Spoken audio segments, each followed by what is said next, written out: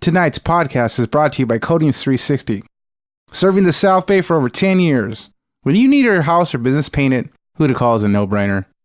Call Coatings 360 today for your free estimate. Tell them La Clika Podcast referred you and receive up to 20% off. The phone number is 888-755-4445. Again, the number is 888-755-4445. Or you can reach them on the web at coatings360.com. That's coatings360.com.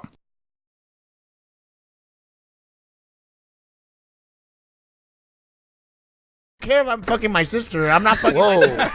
They're just actors. Whoa. So welcome to the Clika Podcast. What I'm gonna do with these big ass dead titties?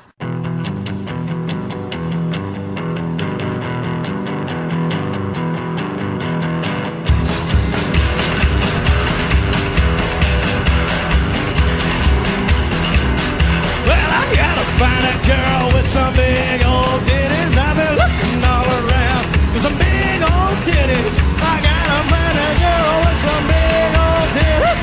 I gotta find a girl with some big old titties. Wanna put my face between them and go, ooh. Looking all around for some big old titties. I gotta find a girl with some big old titties. Won't you help me find a girl with some big old titties? I gotta find a girl with some big old titties. Wanna put my face between them and go, ooh.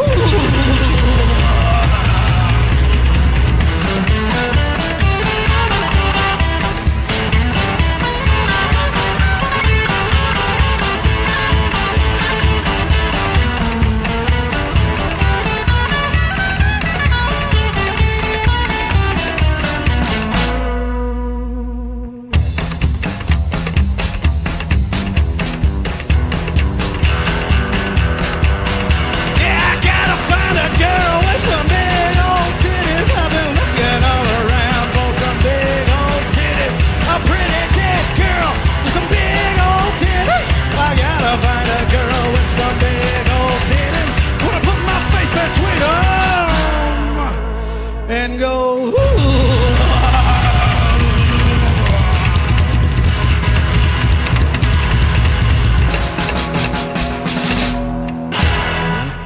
Most people think that name of that song is Go With Him, but it's not. All right, we're hot. Okay. Okay, today we are on one of the coolest places in Long Beach, Hawleywood's Barbershop, a true staple in this great city. A place where the aesthetic is that of the Rat Pack meets James Dean, Elvis meets Al Capone, and the music, a combination of 30s, 40s, and 50s, in a backroom speakeasy where your membership is a pass to a brotherhood. We're here with a very special cast of some of the best barbers in SoCal.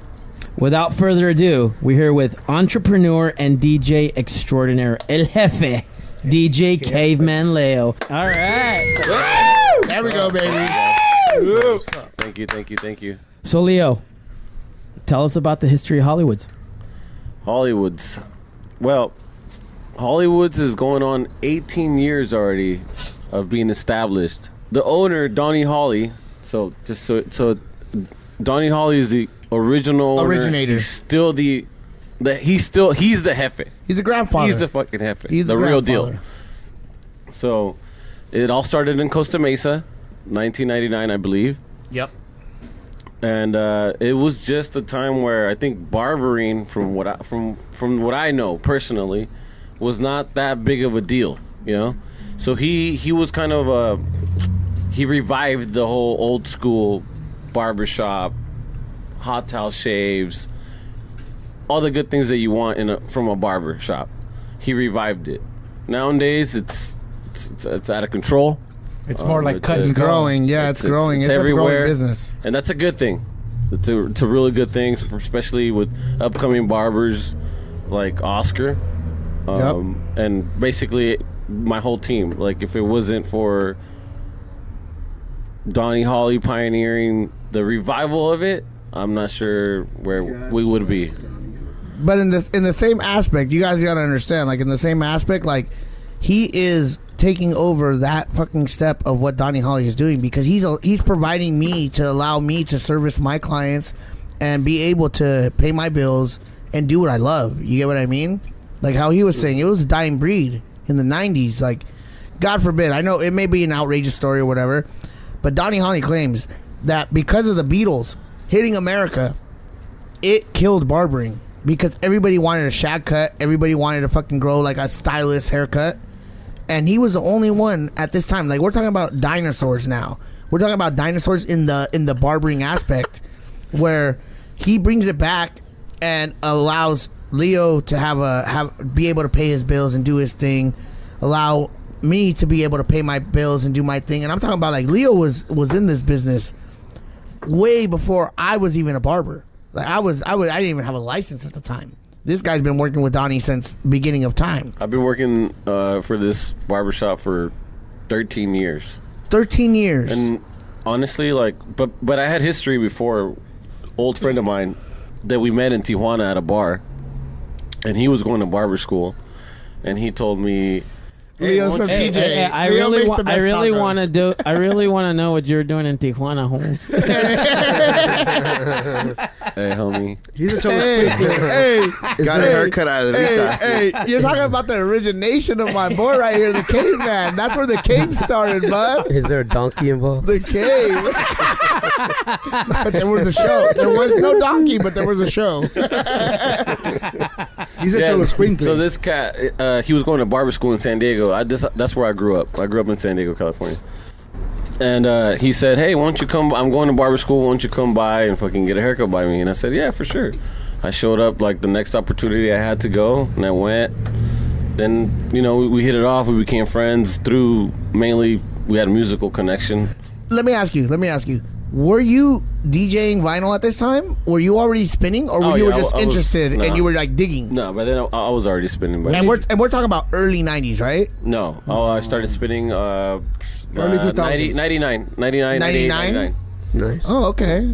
And it's all vinyl at this time. This is none of the computers, none of that. It's that's just all there was back that's then. it. You there had was CDs, but no. But you had speakers. You had your fucking. Well, my brother was a DJ before I was, but he was doing like quinceañeras and wasn't really into it the way you were into it about digging and all that. No, like, not at because all. you have a fucking library that's phenomenal, and I'm talking about like phenomenal. Come on, let him get back to the fucking story, asshole. Come on. Yeah. Get back to it. Well, I want to hear this. I want to hear his perspective, 'cause I have a different perspective. Yeah, stop sucking his dick. So go ahead, Leo. Come on. So, anyways, this guy, his name's Omar Romero, by the way. He has a band too. He started. His band. It's many acts, but it's all great. Like So that. when did you start DJing? What kind of music did you start with? I started DJing when I was 15, 16 years old. My fucking first record was Behind the Walls by Corrupt. But my fucking first shit that I started spinning was 80s. Flashbacks, fucking High Energy. High Energy really was what my first gigs were. Do you have the soundtrack to Rad? No. Do you still have it, or did you play it at one point? What about the soundtrack to Gleaming the Cube?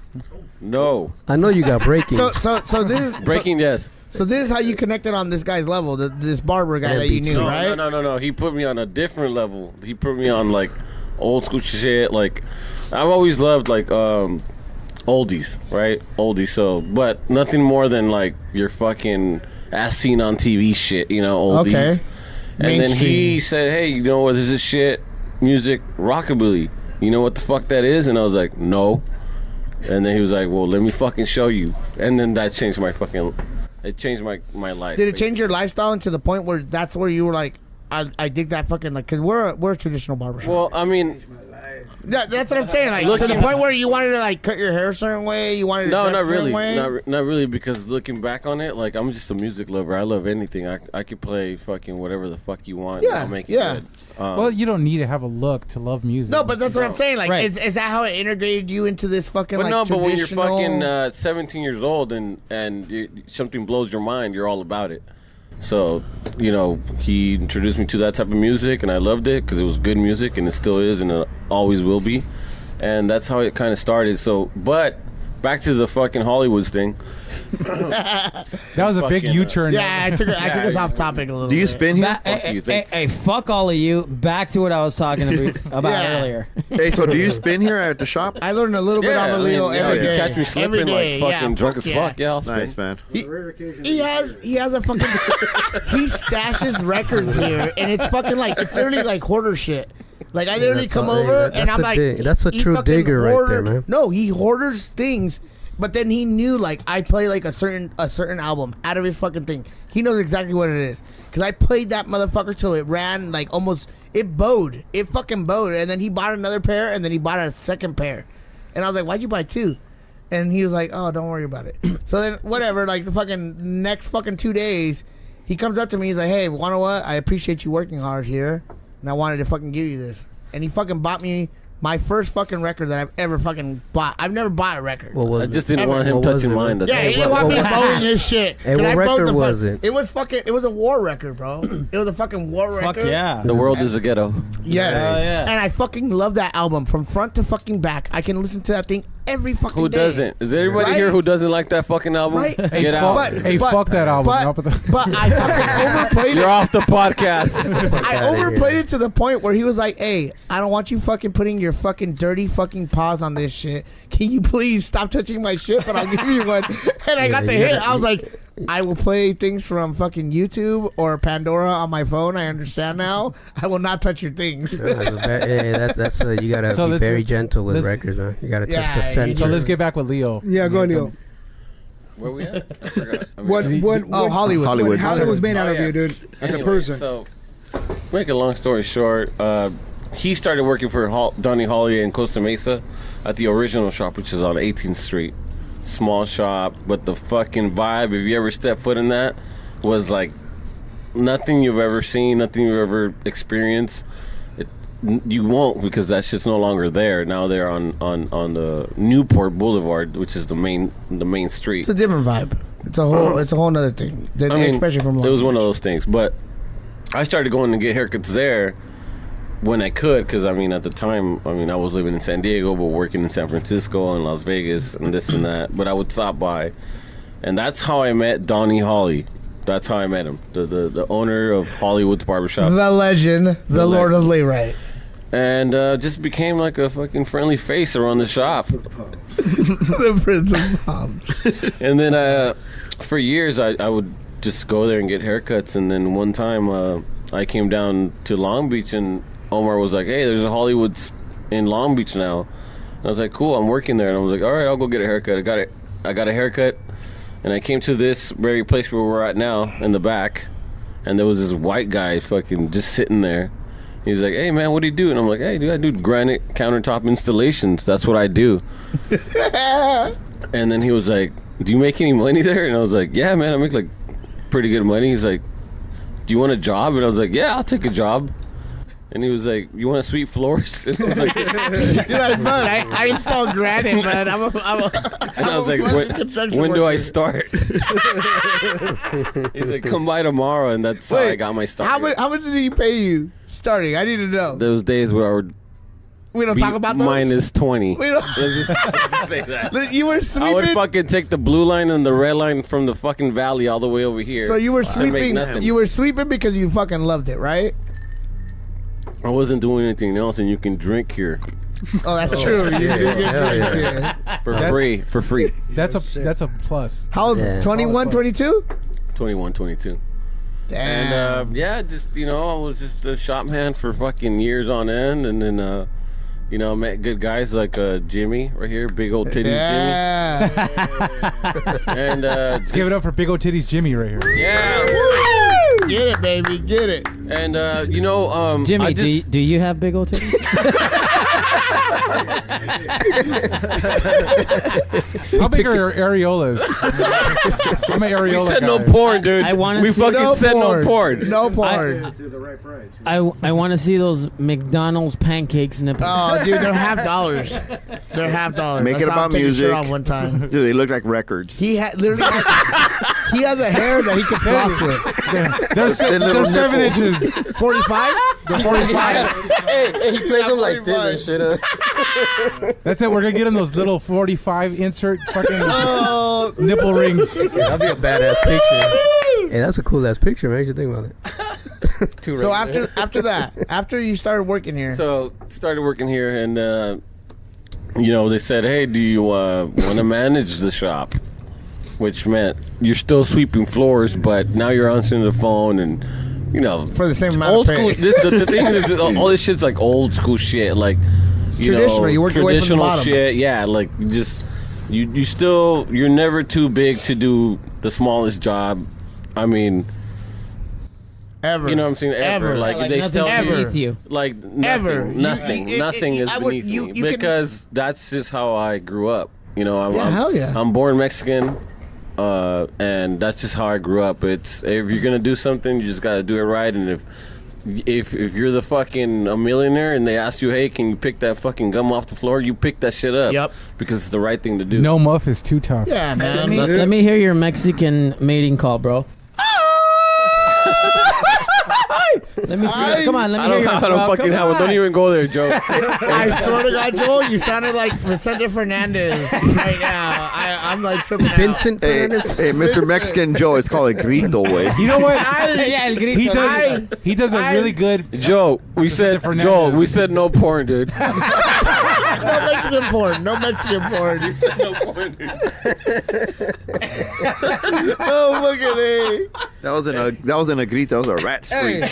As far as the barbering aspect goes, like I'm not a barber. And He knows how to cut hair. He's fucking finessing you but guys. I love the history of barbering. I love the whole concept. The concept of it, the shop talk. The shop talk is the best shit ever. Like The people if you you're in meet. a real deal barbershop, you know what I'm talking about. Yeah, talking about grabbing pussy and shit. Well, I mean, to shine a little bit But better. it all goes down to like, I mean, as in my view, it all comes down to opportunity. So Donnie Holly gave me an opportunity, and I took it, and he always believed in me. He always, from when it came to just sweeping floors to managing, and now to, being fortunate enough that he passed down this particular location of his shop to me. And when you come from the background that I come from, it's pretty rare. It doesn't happen. It doesn't happen. It doesn't You seem very humbled. It by doesn't happen.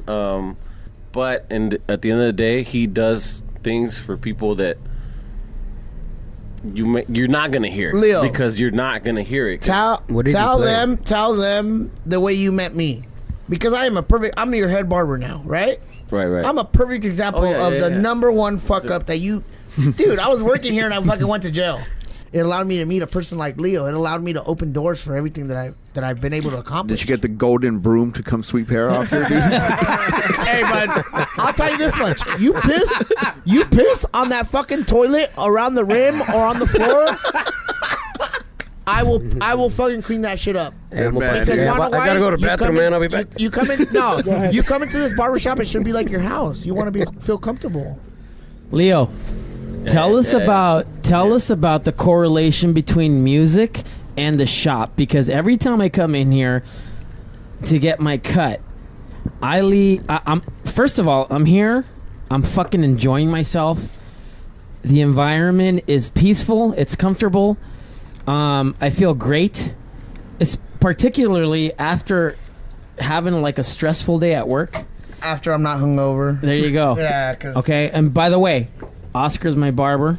He's one of the best fucking barbers ever. And Thank you, bud. I fucking appreciate his work. He does a masterpiece on my hair. Leo's pretty good too, right? Yeah, Leo's good. You know? He also But- makes you like 2 inches taller. But I'll tell you that, yeah. we get him to look. But I'll tell you this, okay? Every time I'm here, nothing is more soothing than what I hear while I'm getting my hair cut. And you're playing everything between the 30s and the 50s when it comes to music. Why do you do that? Well, that goes back again to what the Hollywood was about before me. So I'm just kind of just following up, taking the torch from Donnie. He wanted certain things being played because he felt that that's what he believed in, that this music was correct for the barbershop. It's a time period type of thing. And myself, being a fucking music whore, was like, yeah, man, I can do that. So I took it to another level where it was like, I've always been a DJ, so when he said, oh, this music, that music, I was like, you know what, that's cool music. But I started doing what we do here in Long Beach. It's a little bit different. And that just goes with me, my history with music. I mean, you say 30s, 40s, 50s, we love that shit, especially me and Jimmy. We love that shit. But, nowadays it's evolved to something where it's like almost like it sometimes even turns into an opportunity for bands to get to know new bands, because there's a lot of new shit out there that sounds old as fuck, but it's new. Big Old Titties by Drop Dead Beats is a perfect example of that. But like, there's a lot of shit. So the music to me, like, I feel, if when you walk to this barbershop, aesthetics is really, really cool. And, the haircut you're going to get is fucking unique, bar none, just really fucking good. But the fucking feeling of the music that you're going to get, you're not going to get it nowhere. You can go to fucking Supercuts and fucking, you're not going to get that music. You can go anywhere, and I'll fucking challenge anyone that they can fucking put the same fucking vibe that we put at this barbershop, because it's not going to happen. You see, now Long Beach has its own aesthetic. And I always say that I could tell when somebody's from Long Beach. Yeah, because just by meeting them, just because they have their own swag, they have their own style. They have their own style. It's LA, but and they like porn. And they like porn. Oh yeah, but and they're probably wearing a Long Beach shirt. When I first walked, or a Tapatio shirt, or maybe or a Tapatio shirt. Because there's one particular customer only. I'm sorry. Actually, I lived in Long Beach for a while. But see, when I walked in here, it seems like not only does this place, feel authentic, it also, I think it contributes to the aesthetics of the city. There's a certain spirit. It's very eclectic to the city. Yeah. And to add to that, you guys are the most welcoming human beings ever. I kind of felt like a dick when I walked in here. Like, damn, I'm an asshole. They're like, "What the fuck do you want? We're closed." I'm like, "No, I'm part of the podcast." Like, "Oh, yeah, in the back." Go grab the boot. Go to the back. Go to the back like the Mexicans. Like, serious just come shit. to the back, dude. Aside from you guys being some of the most welcoming individuals ever, you make you guys provide an environment for the working man who's been fucking dealing with bullshit all day. Yep. And you embrace the hardworking man, and you give us a fucking relaxing haircut, a shave, a cleanup. Is it still 2 bits? Shaving a haircut? Yeah. It's 2 bits it's plus the 30. Same thing. Once you know certain people, but look at what he's saying is like it's provided. I swear to God, I've been fucking working in barbershops my whole life. I've been to so many barbershops, but like how he's saying, it's a fucking vibe. It's a fucking thing, and it wouldn't have been provided without certain music being played, certain people being in the barbershop. You get what I'm saying? It's like we're not a fucking church. We're not a church, but what makes a church? A church is just a building. You get what I'm saying? Like it's the people that are in it, because his style of his music provides him to be soothed. I'll tell you, I've had some very stressful days at work. Some fucking long, like never-ending fucking days. Right? Like I just want to get the fuck out of here. I want to get the fuck out of there, and then I come here, and I'm soothed. I feel fucking great. You guys fucking make me happy with the way I look. You make me happy. That's a fucking pleasure. Yeah, you do it. No, you're coming in. You're coming in for that. Let me tell you, that's called the Hawleywood experience. There you go. You make me happy with myself. I mean, Finish it up. Tell me, ask me a question. Ask me whatever you want. I mean, As a Leo, person, let me ask you this. Let me ask you this. I mean, As your not head like barber. that, Can I ask you? As your head barber. ask me a question. Hey, can I ask you a question, Leo? No, Jimmy, it's not rent. Booth rent is not free, Jimmy. No. You will not pay no booth rent this month. I said let Leo will finish not. it up. We're taking this out of the booth. Just let Leo finish it I up. just wanted to ask him something. I mean, Ask him, say ask what him. you want, This is Leo. Boggle. Say what you Ask want. him. Ask him. Everybody Hey. talk at once, so we don't know what's going on. Yeah, Let this is Leo finish it Boggle. up. This is Boggle. Bago's got a sexy voice. Yeah, Come what's on, let's going hear your on, sexy voice. Hey, what's up, Leo?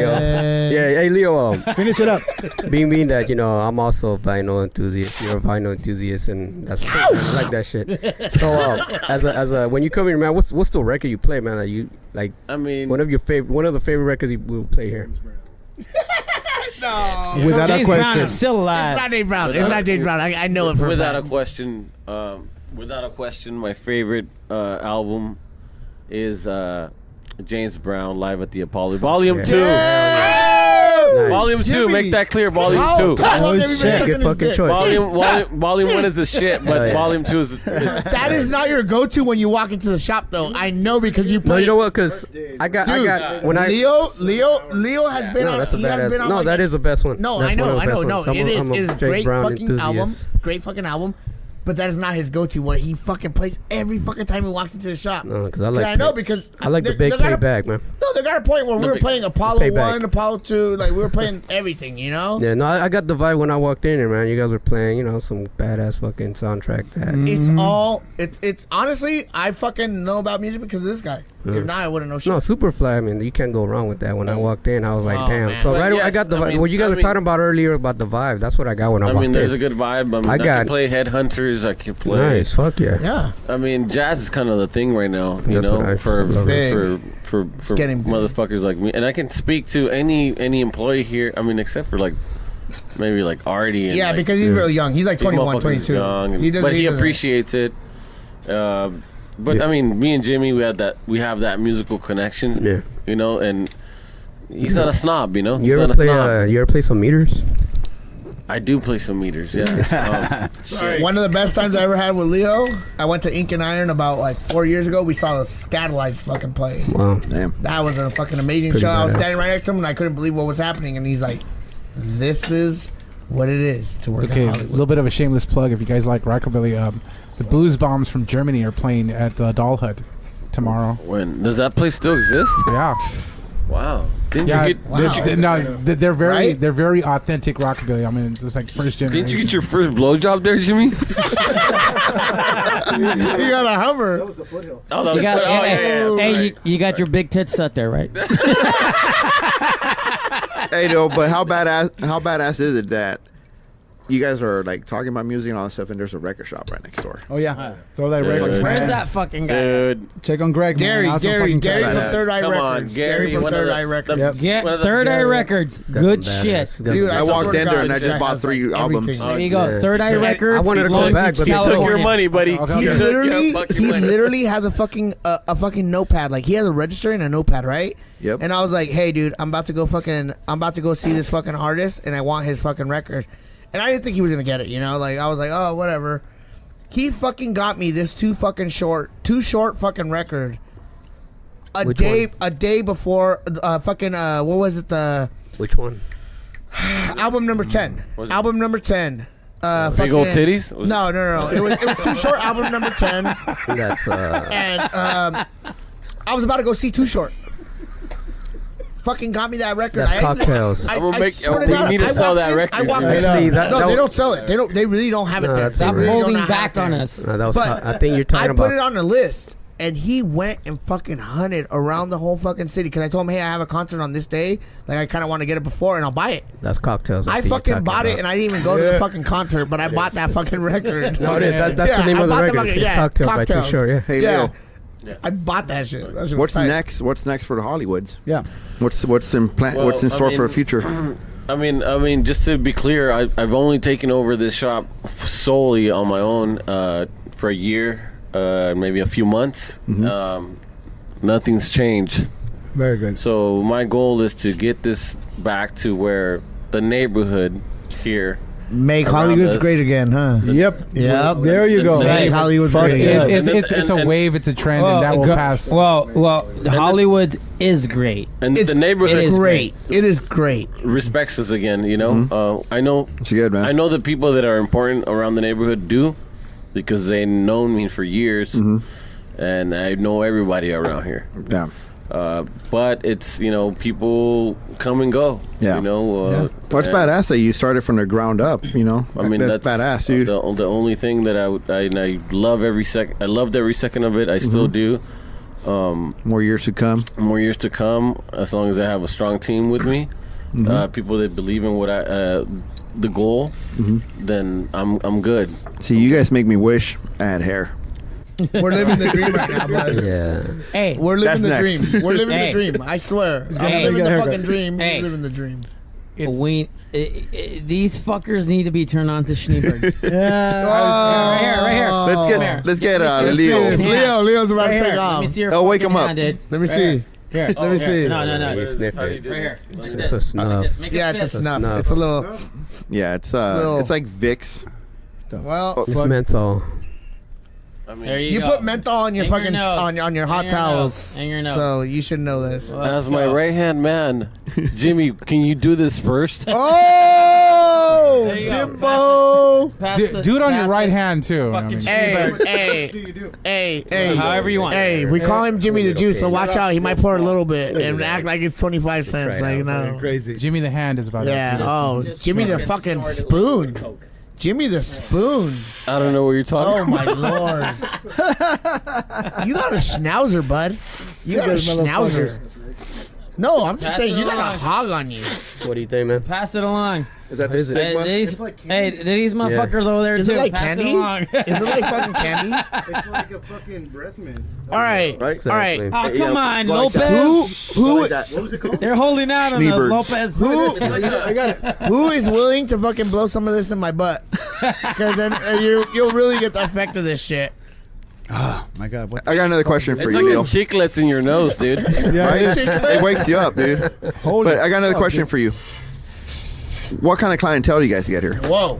Honestly, through the years, I would say for the first I just did one side. I gotta for do the other first side. half of You gotta try the this. Give it to the big homie over there. That's Ben. That's a big Vinny, old, you big old gotta try bitch. this shit. for the first half of the history that I've been here, which is 13 years. So I would say for the first half of that, we were mainly like Put it in one and then do it in the other. subculture, like rockabilly bump. mainly. Do the other side. Cats that wanted that old school 1930s, Right? 40s, 50s haircut, you know, clean cut. But you know the times has changed and shit, you know. So now we cater to whoever wants to come and give us $30 a haircut. Hipsters. Hipsters. I mean, But we no, take no, no, no. but we with take the- care of But them. we take pride in our shit. Look at Like, you can go please. down the street. You can go down the street and they'll probably charge you 30, whatever. It is whatever. We are Hollywoods because we do our services and we do them a certain way and we provide a certain atmosphere and hospitality. That's what makes us. I mean, Hollywoods.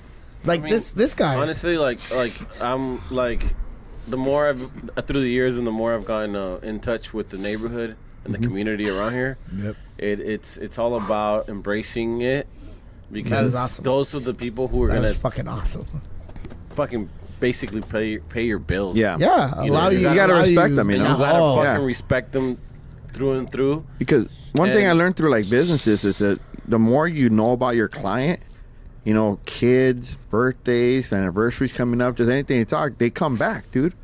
You know that's man. that's the number one That's- thing. Want to know what's the Okay. sad thing? I didn't want to know anything about Joel, but then I found out things that I didn't want to know. At Hollywoods, I'll tell you this: at Hollywoods, you have some of the most loyal clients that you'll ever fucking Yeah. meet, and that's part of what you love. One of I my mean, clients is my lawyer. Joel can come in one day, and if I'm in a fucking rush, and I for some fucking reason like just said, "Hey, Joe, what's up?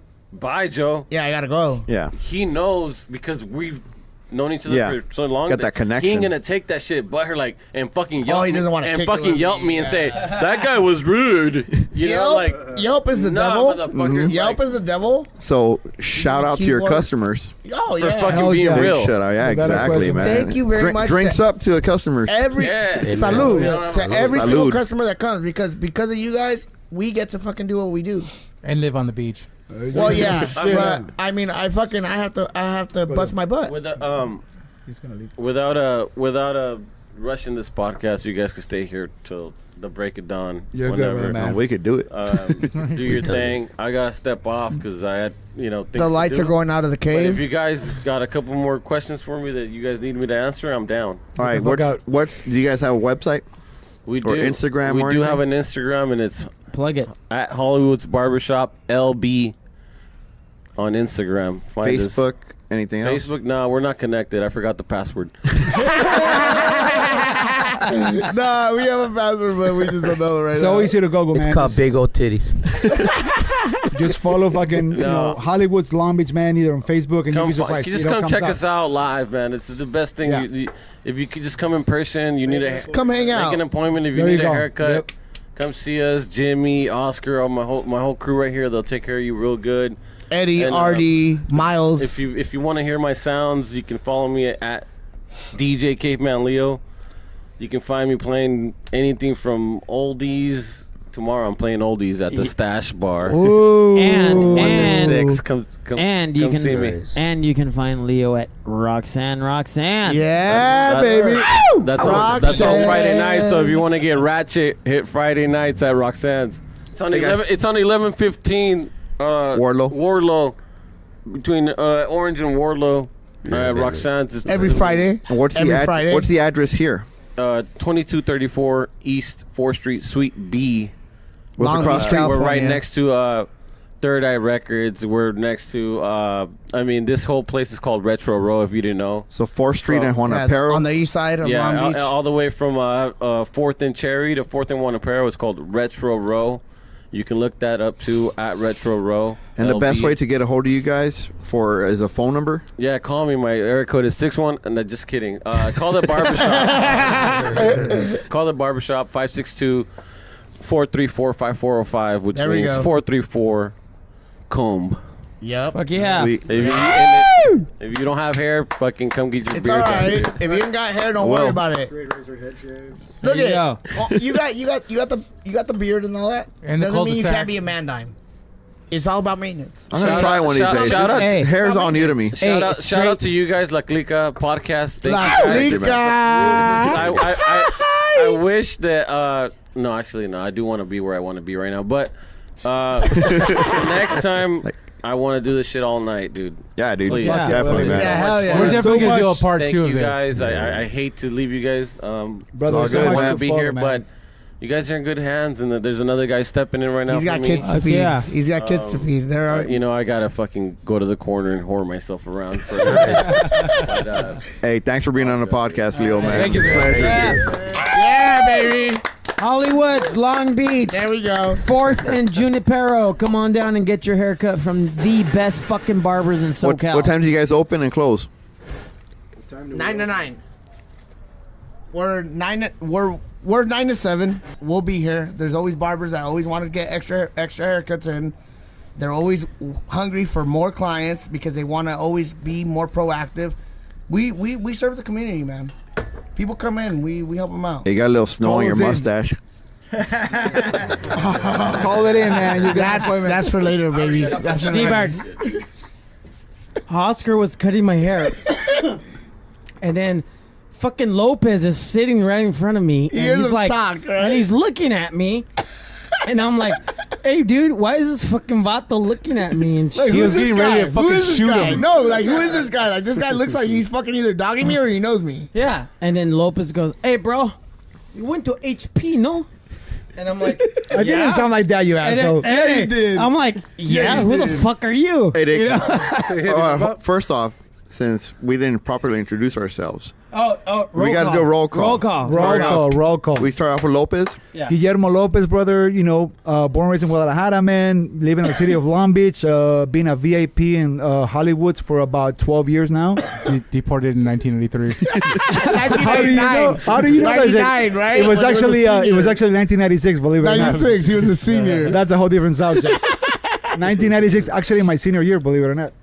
I'm Oscar Garcia Quinones. The head AKA barber. Mario. Yeah, they call me Mario here because I got the Mario mustache. That's how the name came about.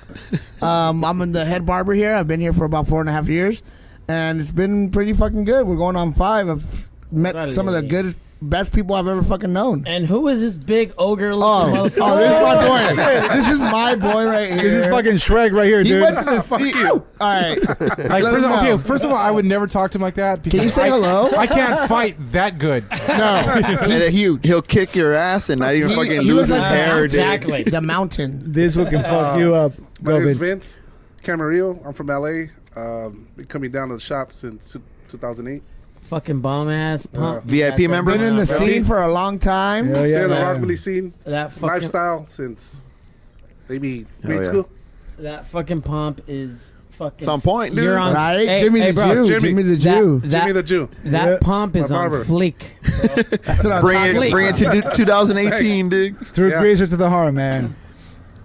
I am Joel, The kid. fucking the kid, motherfucking 100% motherfucking Slayer. Ow! Fucking Slayer, and yeah, fucker, you got me into Slayer. I got him into Slayer. I just saved you like 5 minutes There of we talking go. about. Yo, Hey, bitch. who got this fucking guy into Slayer? God damn, everybody knows that already, man. Yeah, Damn. exactly. Hey, Dick, who got you into fishing, Dick?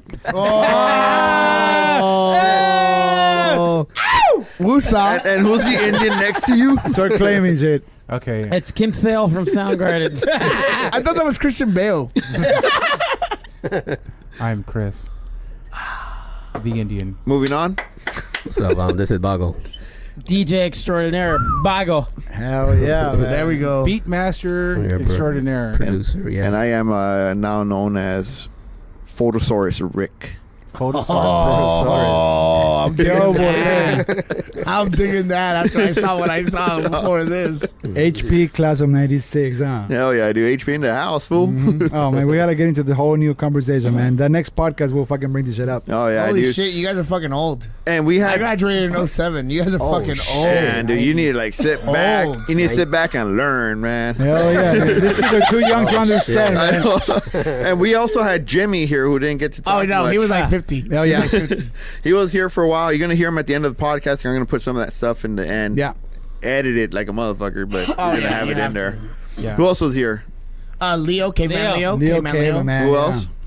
That was it, man. We'll try to get AIM as one of these old school VIPs from this fucking barbershop that can actually tell you guys so much about the atmosphere, the culture of this actually 1940s style Chicago barbershop that brings a lot to that community. You know what I mean? And so, unfortunately, today, it wasn't the right time, but hopefully the next podcast we can actually brainstorm a little bit of what this barbershop actually means. I will hope that Leo can actually give you guys a little bit more, but And you know what?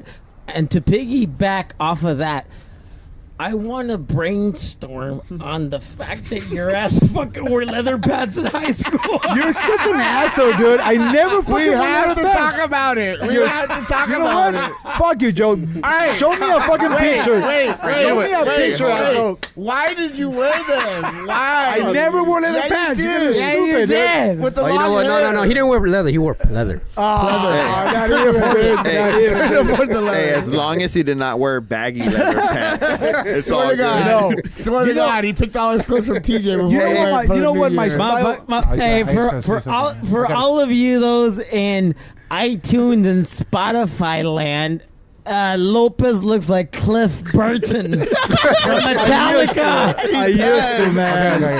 Okay. Now he's All right, civilized. let's bring it back. Go, Okay, Chris. so I just gotta agree with Oscar that Lopez has a very sexy Antonio. Like Right? if you didn't see him, you would say he's like a Latin lover of some kind. Latin lover. super suave, super like I got it. But I you know, got you guys will see his picture on. Maybe I have a picture. I got a picture no, on radio, not on TV. No, you guys know Arlebo, right? Arlebo? Yeah. Thought he was black for fucking the longest. No, for the longest because his voice was so deep. And we had our LeBeau scared today, didn't we? Right? Oh, we did. Hey. I almost fucking cried. because Hey. he's like a fucking pioneer, dude. Lopez, Go ahead. you are such a fucking great human being. Why am I so fucking? Why, dude? Why would you Because, say that, dude, you're a fucking great fucking guy, dude. And you know what? It's funny Hey. because Hey, it's dude, let me our, tell you. Cheers to Salud. Lopez. Salud. Salud. Guillermo. Thank you, guys. Fuck it. Salud. I'll take a dose of that shit. Fuck Hey. it. Hey, let me ask you Lopez. one thing though about the barber shop. Go ahead. What's up? What does it take to become a VIP member here? So Gotta be Lopez. Wait. You gotta- wait. We have a wall. you gotta we have be a wall. You of gotta cuts. become a regular customer, so you gotta get your haircuts for at least a year, Minimum. maybe minimum a year. It's minimum a and year. so you have to be invited by the barbers, which is the only one standing right now is actually Mario So, Oscar. basically, the barber that cuts your hair invites you to be a part of this social club, and this social club is done by like people that contribute to the barbershop, To that people community. that they're literally come like day in day out. Joel is a member here. Guillermo's a member here. I'm a member here. My plaque, Now- plaque will stay there, regardless if I work here or Leave. not. It's gonna stay. Why? Because it goes by history. Like these guys are the fucking history of the shop. now us plugging the shit out of your business and giving us a long podcast. Does that make us honorary VIP members? I'll tell you what. I'll tell you what. Look Do at- we skip a couple of haircuts? Wait. I'll tell you this. I'll tell you this much. You guys come out one night with me, and I'm telling you, I had to do some weird shit to get on there because it took me 3 years as a barber to get on there. But to be a fucking client, it takes 1 year. But to be a barber, you never get let off. As long as you're fucking alive, you're on that wall. The moment you die, they turn your cup upside down, and that's it. Your bell has rung, but your cup will always be there. So, as a member, you're paying a fee every year, and this fee literally just goes to us throwing fucking parties and barbecues and shit for That's you fucking guys. badass. You're, It's just for you you're a guys. VIP member? Yes. Yeah. How long have you been a VIP member for? Since fucking like 2008, right? So actually, so the way it goes down is that Vince was a VIP here. He was coming here from the beginning, but we actually Jimmy at some point through the process of the barbershop, he actually left. He opened his So own. Jimmy actually believed that he can actually do it on his own, and he left in the best fucking terms that anybody else can leave out of a business. So he opened his barbershop down the street. He actually That struggled. son of a bitch. He tried to keep going for a while, but you know what? Reality fucking check, man. At some point, Jimmy realized that being a business owner is a very difficult fucking subject. It's hard. So believe it or not, Jimmy, and that's why Vince was a VIP at the beginning. When Jimmy left, for a couple of years, this guy is the most loyal fucking guy to a friend, to a barber, and this is what the whole barbering aspect becomes about. It's about trusting the one guy that either once a month or twice a fucking month, this guy becomes part of your life. You come here and you engage with this guy about personal shit, any aspect of life. This guy is your fucking, your psychiatrist, if you want to put it that way. So- This is just all new to me. I mean, this is weird because I could count on one fucking hand everybody that cut my hair. I've had long hair for like 90% of Is my it your 80% right of my hand? life. I hear you. Is it your right hand? Yeah. It's my left hand. Okay, maybe you're lefty. The stranger. And who's your barber? Jimmy. Who's Jimmy your is? barber? Oh yeah, Who's dude. your Shout out to barber? Jimmy, man. Who's my barber? Shout out to Jimmy the Jew. Jimmy the Jew, man. So I go to Belltown Barbers. Attaboy. Belltime Barbers. Let's hear it out for them. Yeah. One love. It's all barber love. Yeah, So- the but guy then- kind of fucked my hair up the last time I was here. It's all right. Hey, nothing It's all right. negative. It's all Nothing right. negative. Hey, Nothing negative. hey, Edit. He was in a hurry. did you But look let me- better than what you looked in? Absolutely. You can never And make that's all Chris that look counts. good. Yeah. That's all that counts. But let me finish He's that gonna real try his quick. best. So Jimmy actually left for a little while, man. And you know what? And we all give him mad love. Jimmy used to be my barber for a while, and then when he left, you know what I mean? There's this whole other conversation we're gonna get into maybe later on a different podcast. But when Jimmy left, I stood true to this barbershop because this place, the establishment, means a lot to me. And basically, some cats decided to go with the barber. Some people decided to stay with the establishment. So Vince was one of the guys that he actually followed his barber. He was very true and faithful to this guy, and basically decided to move on to the next barbershop where Jimmy posted, which is just a few blocks away from here. But down the road, after a couple of years, Jimmy realized that he couldn't just do it on his own. And I will stop here and there. with the Yeah, he will barbershop. stop by. I'm not gonna lie. This cat- I met Vinny for like 2 years before he even stepped foot into this barbershop to get a haircut. But he would come in all the time.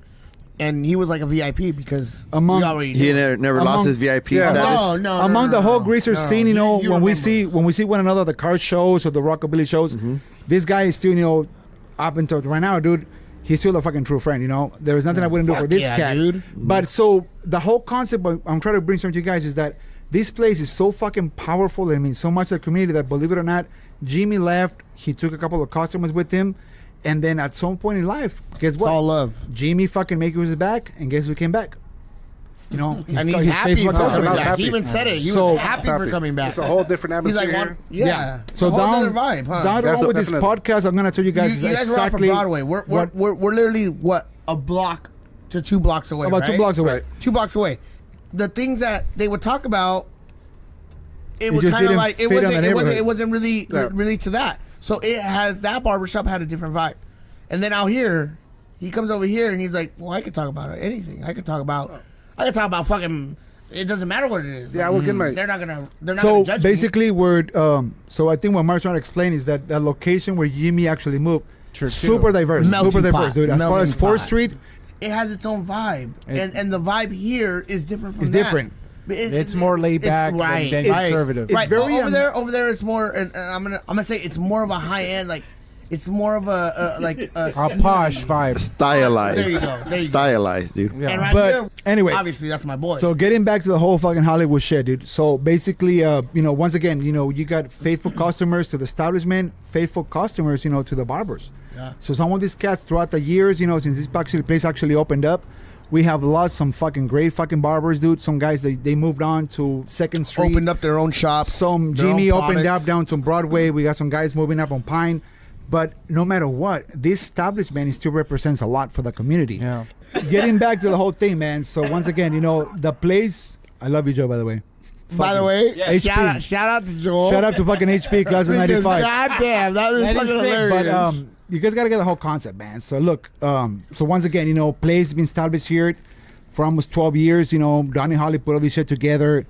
Once again, fucking simple concept, 1940 Chicago style barbershop. You know, So I'm gonna Let be me ask okay the with VIP it. something. go ahead. So Yeah. the barbers here are all loyal to you. They're great and everything, right? What makes you honestly come back every day, every time to get your haircut? I'll let Every day? Vince go. That for it. includes Go you, for it. Joel, because Yeah. you're Yeah. one of those people. For Yeah. me, the atmosphere, because I would go to Jimmy. I followed him. I came here in 2008. Another friend invited me. Hey, you know, this is barbershop. It's the style you like. Rockabilly. You know, I'm into rockabilly since maybe the late '90s. You know, I'm part of the Rumble Cats. So Name you know, dropping. Shout out. Name drop. Shout Shout out. out. Give them away. Give them out. Give them Shout out. out to the Rumble Cats. Yeah. Right? Hell Hey, yeah. they're So, still you in know- the scene, and they're fucking doing their shit. They're Yeah. doing their shit. They run that rockabilly Fuck scene. yeah. So you know, We're running. I've been involved, and back then it's just you comb your hair, Murray's, whatever, you know.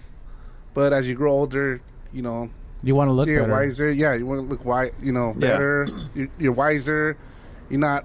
You not- want to you're get not into dressing fights. like you you know, used you don't. to You don't either. want to. Yeah, You know? exactly. You just want to relax Yeah. and chill, Cleaning dude. And You're obviously, cleaning if you find a female friend and whatnot, and you hit it off, they're way into the style and Yeah. whatever. You know, you want to look presentable. Yeah. Let me ask you So- something. Let me ask you something. There's nothing better than a fresh haircut. Tell you that much. Now, how long would it take for a rockabilly chick to get ready?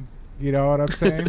Too long. Too long. Hands If you down. got, if the fucking movie starts at 9, how long does it take her to get ready? They before you Minimum better let 2 her to know. 3 hours. Minimum 2 to 3 hours. I'm telling you right now. Probably. Yeah, They they gotta look do 3 their to hair, 2. outfit. They look makeup, very all high that. maintenance. No, yeah, Yes. it is. No, It if you is. if you actually means Vince lady, you're dude, this lady can rock the best fucking hairdos, and I can tell you that shit is not done in a fucking minute, dude. That shit can take. That's Have you boys? Have you boys ever gone down to Viva Las Vegas? These boys are about to go this week, right? This week On the 19th. on the 19th, they're going to Viva Las Vegas. I've been there for 2 years. They got me into it. Yeah.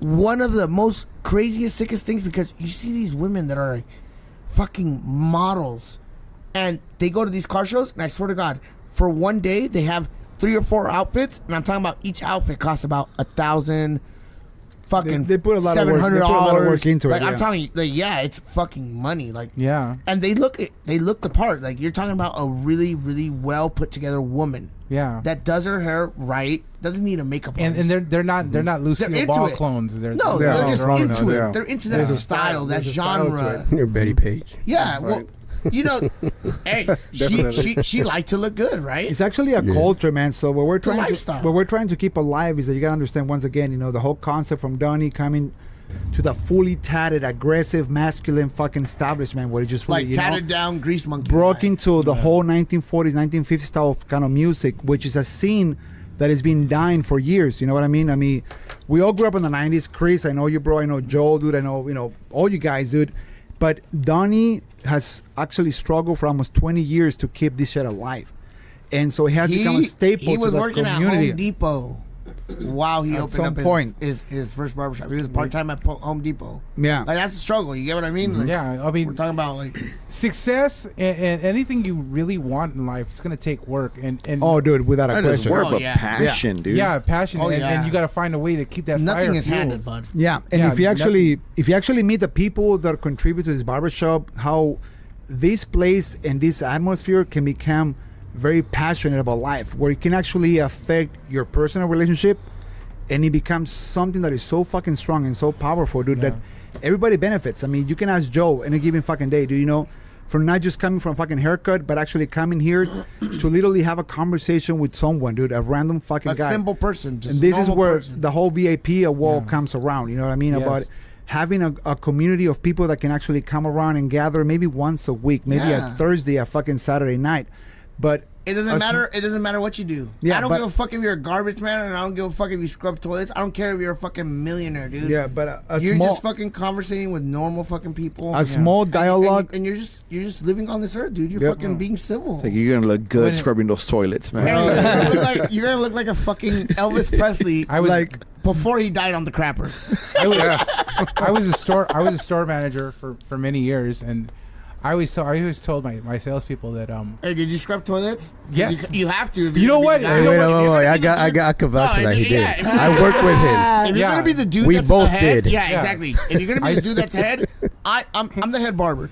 I have to be willing to do anything, because if not, I would not ask somebody to do it. Absolutely, and that comes but- with the responsibility. But my philosophy always was for my guys was treat everybody like a millionaire. Without a question. Doesn't You matter know, who they without a are. question. Because you know could what? be a bum. It doesn't just- matter. They just might be. Doesn't You know? matter. And just treat everybody with respect, and then that respect goes both ways. Oh, yeah. So if anybody disrespected one of my guys, I'm gonna get on them. I'm gonna get on them. Right. You But know? you just never know what's gonna become of them. But you want to know what that comes from? That stems from the way you were raised as a person. Absolutely. Because I was raised that way. My parents were fucking immigrants. They came to this country. I'm first generation.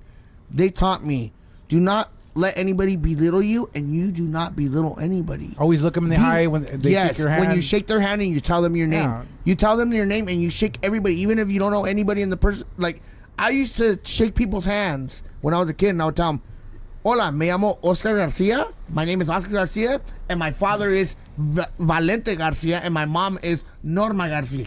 I would have to do this whole presentation to people I didn't even know, and they were like third distant cousin to like my parents, and I didn't fucking know. I was like fucking 7 years old. But that taught you something, didn't it? Yes, because it related to what I do in work, because I meet different people every day. You're walking this barbershop. I stay here more than 14 hours a day, and I'm talking about I'm here. How many hours do you stay sober? That's a question. Yeah, no. Honestly, I'm about halfway because I'm still young. I'm fucking 28. I'm barely gonna be 29 next month. Jesus I'm Christ, a baby. young guy, dude. My parents were married. Were married and had all kids by the time. But I'm 21. that's cool because they say that that there's not a 20 person in their 20s that has that kind of old school respect, That mentality. and you have that because I hang out with nothing but 30s and 40-year-olds, Yeah. 38-year-olds. Yep. Fucking, I don't kick it with people that are 28. that speaks miles of your attitude and the way you approach people and the way you respect. Because when I was growing up, I called my father sir more than I called him dad. Oh, without a question. Oh, dude. yeah, of course, of yeah, course. and he was born because during the regardless- Depression. He was born in the 30s. You have to show respect. Yeah, You guys want to hear something funny, dude? Remember Mondo, BC Rich Mondo. Yeah. What's his last name, dude? Marquez? Marquez, yeah. Marquez, remember Armando Marquez, dude? Yeah. The first time that I sip on a fucking 45, dude, we went back to my house on Bell, and I guess we got nothing going on, dude. And we're sitting on my fucking How room. old were you, fucking, high school? I was probably about 17 years old, 16, 17. And then I was in my room fucking sipping on a fucking 40 with fucking Mondo because he was Mondo BC Rich, you know? He was the first guy that got the baddest guitar in fucking school. And my dad, dude, that looked at my dad's face, dude, when he walked into the room and I was just fucking watching MTV. It was being fucking Armando, dude. He was fucking drinking, sitting on the fucking carpet. And then that look on my dad's face was such a disappointment, dude, to see that I was drinking a fucking 40, dude. But, dude, It's like, mijo, get yourself a Corona. I know. No, I know. mijo, there's a bottle of tequila. para ti that's un con la tequila vida. instead of that The shit. funniest shit ever. My dad thought it was fucking, possessed by the fucking devil, dude. Well, you had long hair and you called yourself Satan. No, but tonight. I got- I can see where that Satan. Satan's I clan, got, right? I can see where And that he looked came at from. Cliff Burton. I got my Cannibal Corpse fucking posters, DSI and all that, man. But Hey, Dick, they were talking about you on Metallica behind the music. They were. but anyway, look, let me just Kurt close- Hammett cried, man. You should tell me you're alive, dude. closing this little gap real quick, man. As far as the whole fucking barbershop, I'm telling you, man, like this little spot, man, it doesn't look like much. Being back here, guy, with you guys right now, in the little fucking patio, man, but.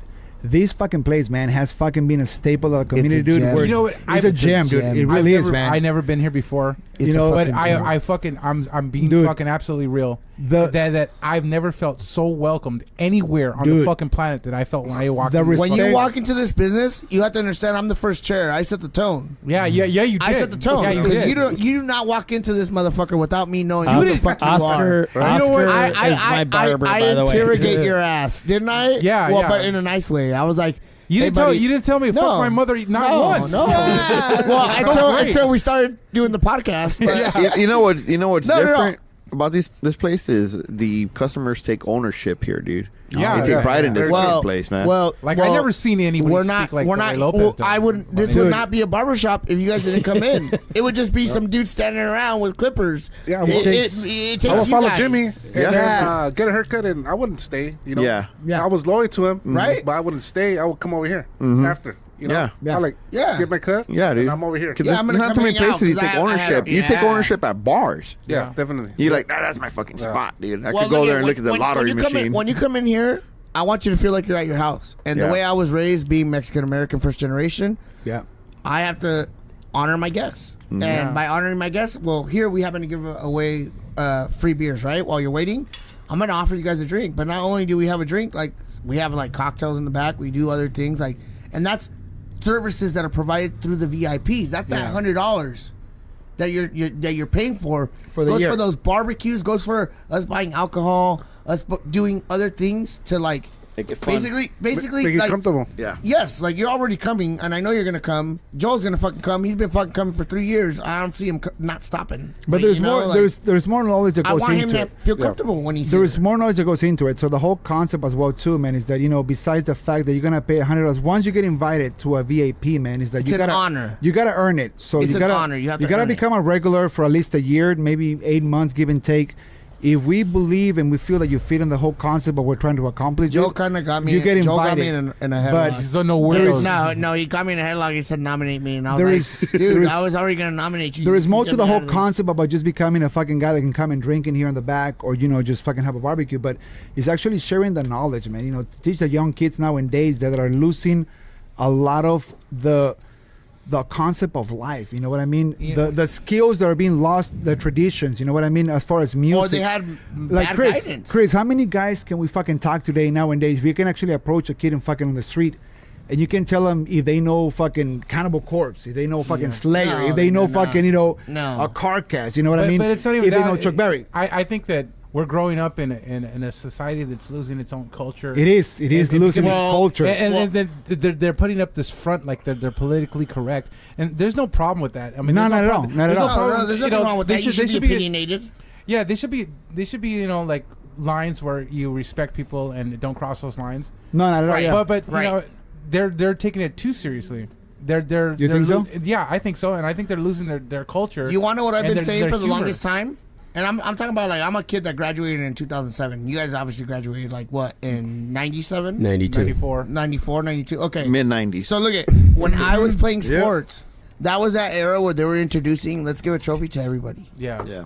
And that trophy, that does not work, but I'm so sorry. Like, you really, when you realize that you're giving every kid that's saying, like, you're important, like, you have to give somebody a scale and let them know where they fall on in order for them to be able to pick themselves up They gotta know and become a better person. They gotta know what it's like to be hungry. We get Yeah. people. We get That's people very that come true, that's in. very true. We get people that come in that are very misguided, and they grew up without a father. One of the barbers here, I'm not gonna say his name, but one of the barbers here, he grew up without a father. He was coming since high school.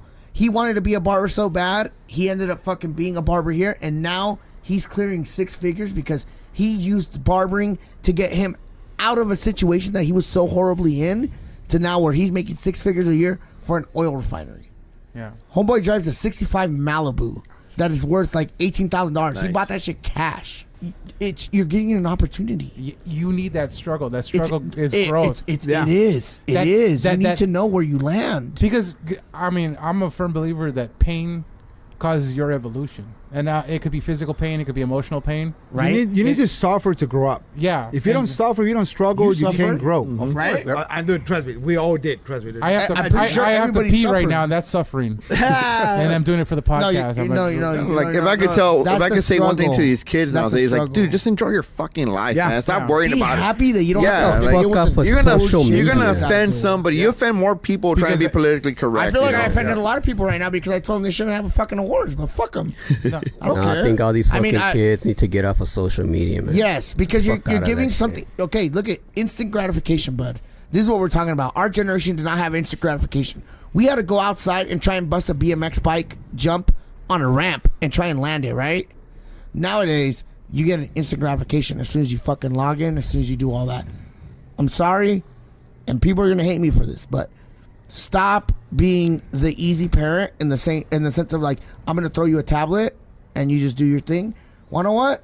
Instead of fucking me throwing you a tablet, I'm gonna take time out of my day and actually fucking figure out what's going on in your life. Because it's so much easier, dude. Your kid's crying, fuck it. I'm gonna shut him the fuck up. Give him a goddamn fucking movie. They gotta know what it's like to take a punch. Throw 'em Bro, a- my put a dad. Jake I Brown was record on. afraid. I was afraid of my Hey, we dad. gotta take a moment to beating give a my shout out ass. to Long Beach Fire Department. Long Beach Fire.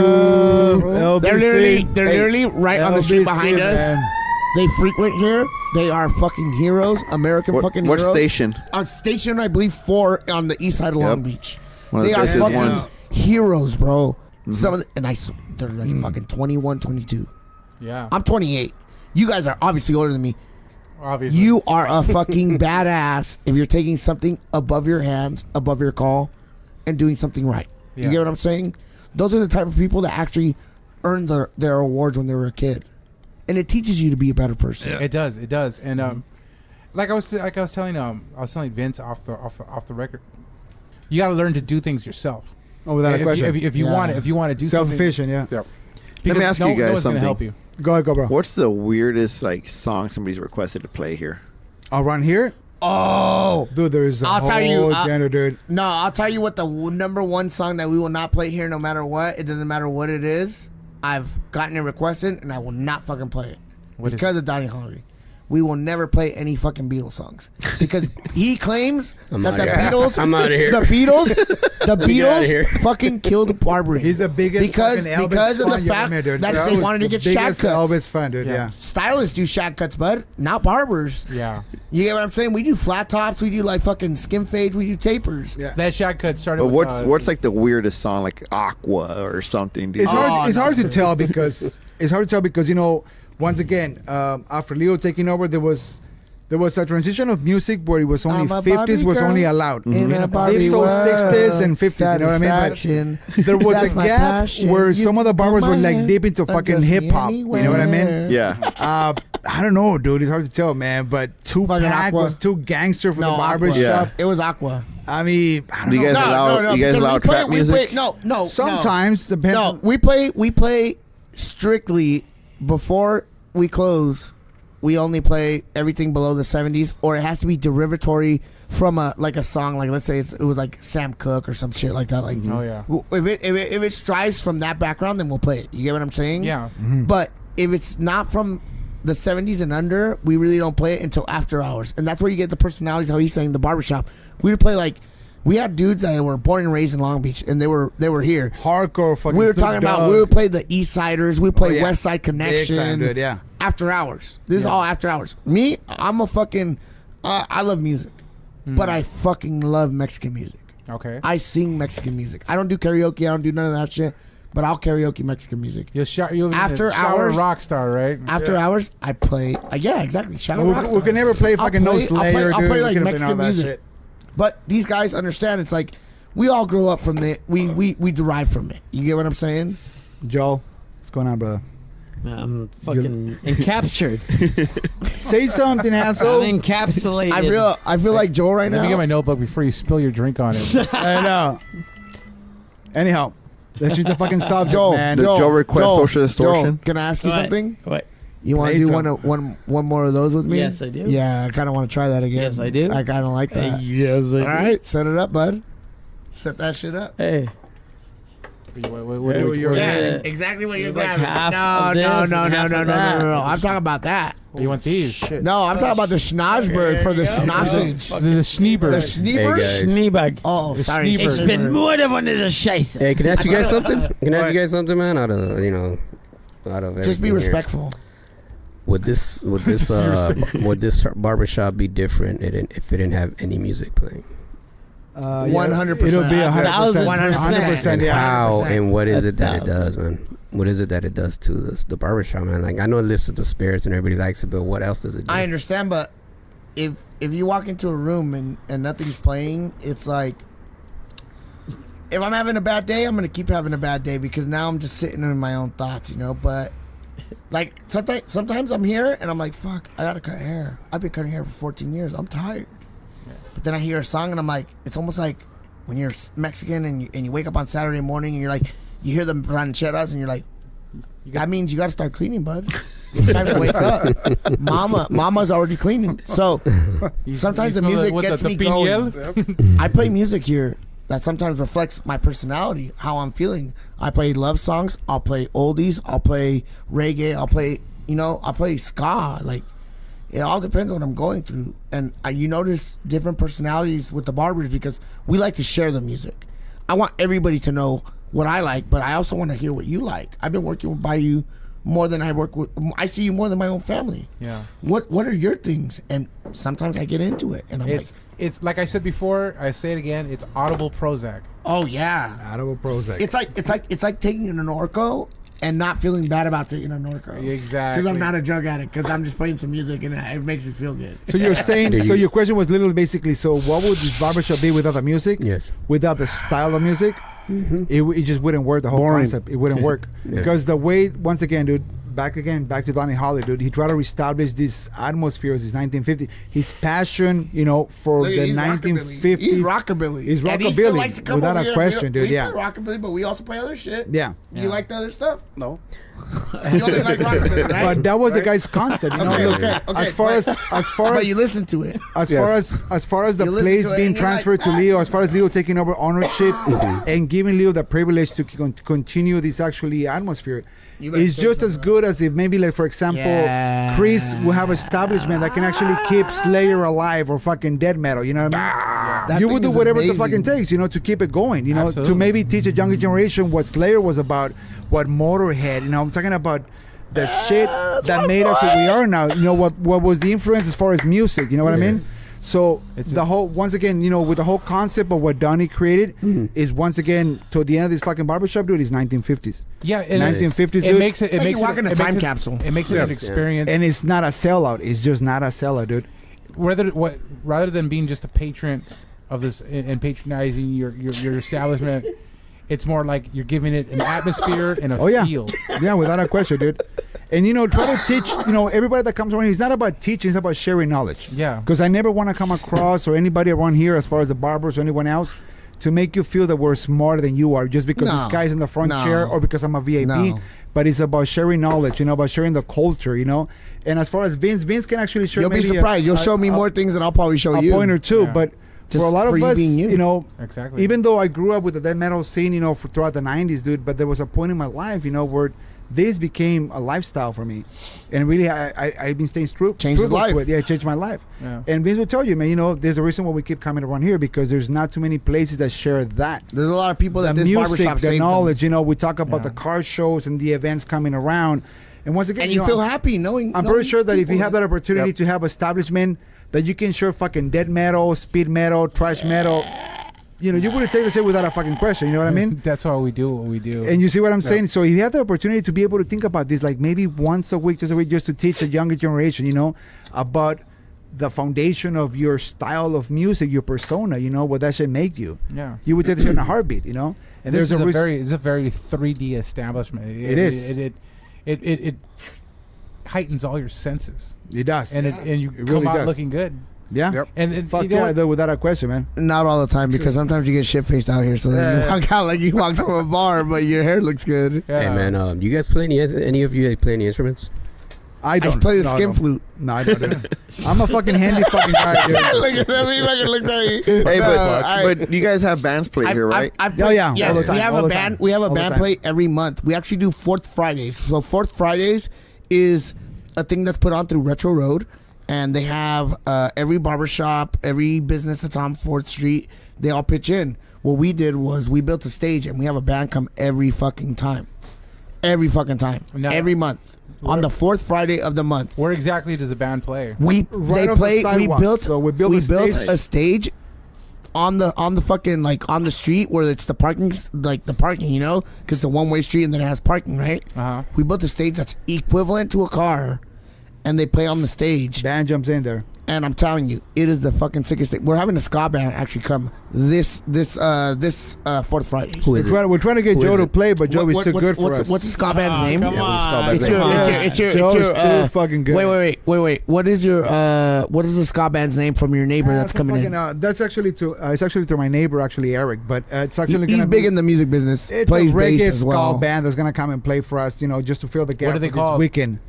Honestly, I don't have the name, to be honest. I don't want to sound like a fucking, you know. Oh, you sound like an idiot already. 'cause I you already did did that long introduction. Yeah, I know, but I don't. I mean, when the fuck am I gonna But lie just about it? anyways, Come down and check it out. So Come down and check it out. we usually have like rockabilly. We Yeah, have most of different the time. styles of music. But this is the first time we're doing a ska band, and we want to generate a different It's a revenue. local band from Long Beach, man. Don't get me wrong, but you know. We have people that are So- artists that just come. Oscar, okay, so- are you ever gonna play your skin flute out there? Dude, if I can play the skin flute and not go to jail because I'm on probation, yes, I will fucking do it. But Okay. till right now, I kind of got to lay low for the next few years. Okay, so how about I play drums though. I really do play drums. I hit the hell out of some drums. Was that Chris? So how does one say if I was a band that wanted to play your 4th Friday? How do I go about contacting you guys? Well, like I said, you can go ahead and hit us up through our Instagram. You can hit us up through the shop, or you can come in personally and talk to me. I'm Oscar. I'm the head barber. Either way, we'll get you taken care of. We'll get you in. Obviously, there's certain genres that we're not going to play here because we want to set a certain tone, a certain vibe, and it's. I mean, once again, look, it's there's re- people like we can't have profanity. You know It's what I'm saying? Like retro road, it's so- on the street. So no Norwegian black metal is what you're saying. Probably No. not. What I'm saying is like no. you can't fucking be. We haven't had Jimmy play, and even though Jimmy's like he's down, but he hasn't played because his song is Big Old Titties, and there's like fucking 7-year-olds, and we do not want to condone something that's we're trying to just give people a good. We have a bartender come. We want people to have a good time, listen to some live music, and just relax. Well, That's but what it's gotta it's be. here It's for. just basically it's gotta be something that actually fits a barbershop. You know, Yeah. the whole style. So it can be anywhere between some bluegrass, some psychobilly, some rockabilly Jazz. music, some jazz, It some could be shit anything. that sort of kind of fits with the whole style of the barbershop. You know what I mean? But once again, we can't have Salsa, no bachata. no So- dead No me metal. No importa. So if It you could be- guys out there that fit that criteria, or I think you do, just Fucking hit us up, man. Hit up Oscar. Yeah, You're always come fucking by, welcome, come by. you guys, You're yeah. always welcome. I'm the head barber. I'll be here all the time. Don't worry about it. Come hit us up. Ask for Leo. Leo will get you in contact too. Or Lopez. Lopez is the head VIP. He's the one that books all the gigs. He makes sure the bands come in. So you can get a hold of anybody shit here. We'll together. point you in the right direction. Yeah. It's not always going to be the best fucking concept, but, we're open-minded. You know what I mean? If you have anything that sort of fits that style, once again, not kind of hipster, but a little bit of bluegrass, some blues, some jazz, Yeah. maybe some psychobilly can be aggressive like Jimmy is. rockabilly, but it's just got to do Lopez with the is whole open-minded. concept. You know what I mean? Just so you guys know, he's like open to everything. Hey now. All right. He's So, like Anyway, go ahead. Vince, everywhere. besides rockabilly, what other kind of music do you like? You know what? I like trios. I like that old 1940s, Mexican, that type, which kind of ties in. Yeah. But I like Yeah. that mambo and What are the Yeah. instruments that they use for the trio mainly? for the trio. Yeah, I'm pretty sure it's like what guitar. Guitars. Yeah, Always the Spanish bass, guitar. the sales, snare. like No, sometimes they don't have snares. Sometimes No. they don't have snares at all, but mostly they guitars. play good. Huh? Some String instruments. Huh? Let me ask you a question, Chris. Is that now that you're older, bro? I know that when you were younger, you had this whole concept of music, which you were highly influenced by metal, fucking grunge, all the shit that we got going on in the '90s. But now that you're getting older, has that taste kind of changed a little bit? And I'll show you something with you. For some fucking reason, dude, growing up, with the metal scene in the '90s, being in high school among you guys, and then as I got older, dude, I got a little bit passionate about like Juan Gabriel, fucking Vicente Fernandez. Yeah, legend. For some reason, dude, I got into that shit, dude. Has that happened to you lately? Have you guys? Like you open I up know your that's happened genres, Have you opened your Joe. gender? your genres of what you typically used to listen Yeah. to. Well, I've always, as a kid, listened to everything just because of the household I grew up in. My sister, shout out Loopy, I love you, and she used to listen to a lot of like K-Day and hip hop and that kind of music. So I was exposed to like LL Cool J, Run DMC, Yeah. and all the old school hip hop artists, and African Bambaataa, and just that whole Curtis Blow. Yeah. And then my brother, he would listen to like Van Halen and The glam rock stuff. and the Tubes. Is and, that and where you punk kind of rock start and pulling Black more to Flag. it? Did you pull Yeah. more to that than what Yeah, you were normally listening because- to because 'cause you were like forced, right? Like you're gonna listen No, to what you they're were not forced. kind of. You were not Yeah, forced. I was No, not- no, I know, forced. but when your I older was brother like- has a TV, we're gonna watch what he Yeah, wants. because I actually I looked up to my brother. I really did. When I was very younger, I thought he was a god. Coolest dude ever. Yeah, coolest dude ever. And he was the funniest guy. He was funnier than me. But now, when I got into metal was my own thing, and I always wanted to look for the extreme. So, I was hanging out with my sister one night, and her friend Lydia was it's just like, hey, what do you want to listen to? I'm like, what's the fastest thing you got? Yeah. And she played Slayer, Rain in Blood. Oh shit. And then so that just took me over. And but when you grow up like in a punk rock environment, because Slayer got me into punk rock. Yeah, well, they're influenced by punk. Yeah, actually, yeah. Because that hardcore Slayer. The Rain in Blood is just a combination of hardcore punk and speed metal. The epitome of it. Yeah, that is what it is. Rain in Blood is the staple, all-time Right? Yeah. number one Right? best thrash Well, album of all time. Hella that's what I'm weights ta- too. yeah. Come on. See, and, So, like, down Like, to your you question knew too. That is And- the type of genre that I am a grab to. Let me tell you. I'm Yeah. grabbed to. So, this. Let me tell you, everything that you thought was metal in the early 80s, everything. it changed. Hold on. Everything that you encapsulated, okay? Everything that made you change as a human being as a result of the fucking metal that was being played in the early 80s. Yeah. 1986, Slayer, Rain and Blood, put all that shit to fucking shame. rest. Yeah. Let me But tell you also something. you also Hold on. have Anthrax. It stayed on the Time top out. charts too. Time out. It stayed up Time there. out.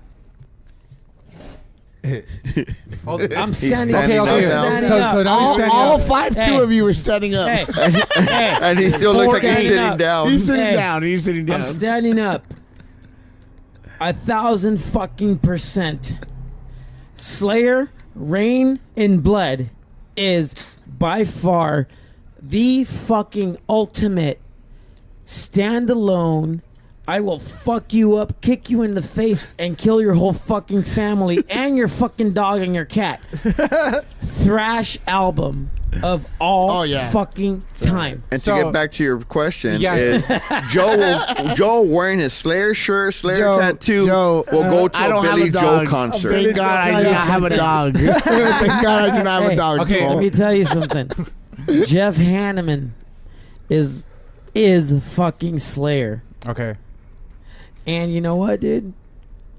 That's it, dude. They're on their fucking last leg, on their last Yeah, I fucking know. tour. I Okay. know, but it's been a while. So get back to Look the at you But got a to the solid 30 question, fucking years. Joe wearing a Slayer shirt with a Slayer 40 tattoo. We'll go years. see Billy Joe. Billy Joe fucking lied.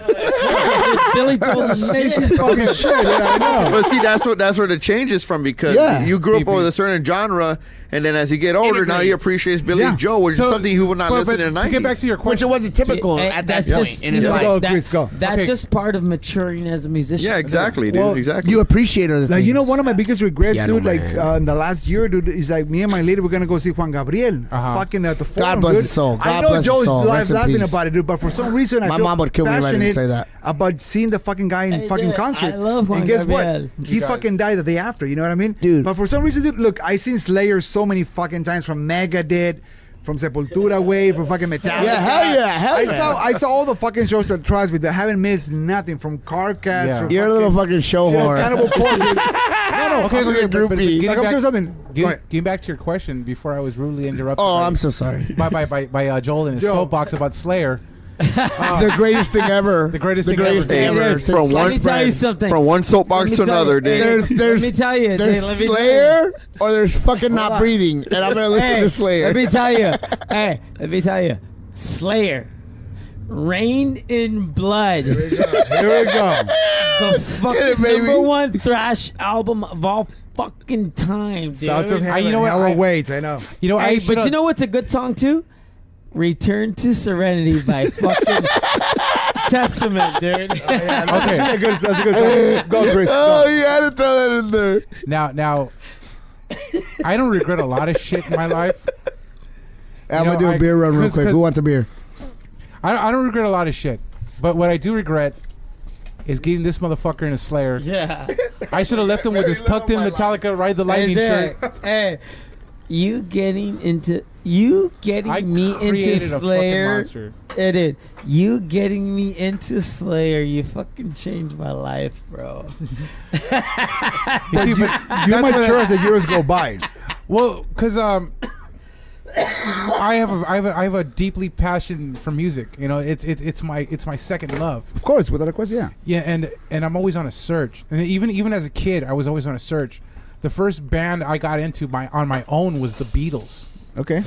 You know, that was mine. So I took ownership of that. I took pride into that.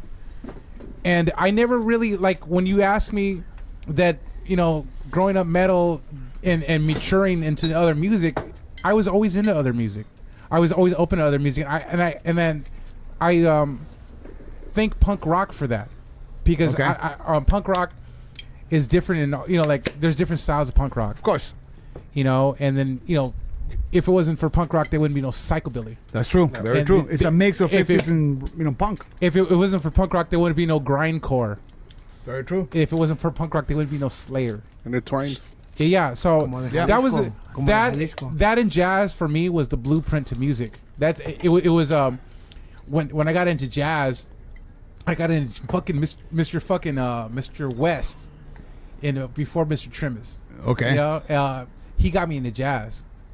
You know, he goes, "Hey, you like the Beatles? This is where they got that song from." He played me a Miles Davis song. Sorry for knocking the Beatles earlier. Without a question. It was Yeah. for barbering purposes, not No. not music. Music is different. I'm not in the You hurt Beatles. Boggle's I'm not in the feelings. Beatles, so I don't. No, I can offend understand. to I that. understand. No, because there's a lot of people that love Beatles. I love the Beatles, Yeah, but like, yeah. I'm not gonna fucking defend it. I mean, they have their own fucking lawyers. They have their own shit. They got their own. No. They got their own style of music. So, evolving as an adult and with hearing the music as an adult, I listened to it with adult ears, but I still love that music I had when I was a child. Of course. Yeah. The Beatles, Slayer, you know, Cannibal It's an Corpse, influence, Brutal yeah. Truth, and all those Terrorizer. Like, I will listen to those bands and celebrate them and appreciate them a little more, and backed with a little bit of whimsical nostalgia. You know, Yeah. you know, saying, "Hey, I remember I was a kid, and you know, everything was new, and that scene was growing with me." So that's why Yep. I took that apart. I took that. Made you apart be of the it. person that you are. Yeah, and it gave me a very strong work ethic when it comes to music. Yeah. You know, as a musician, as a fan, as a composer, as a poet, as everything that I That's am. You are, yeah.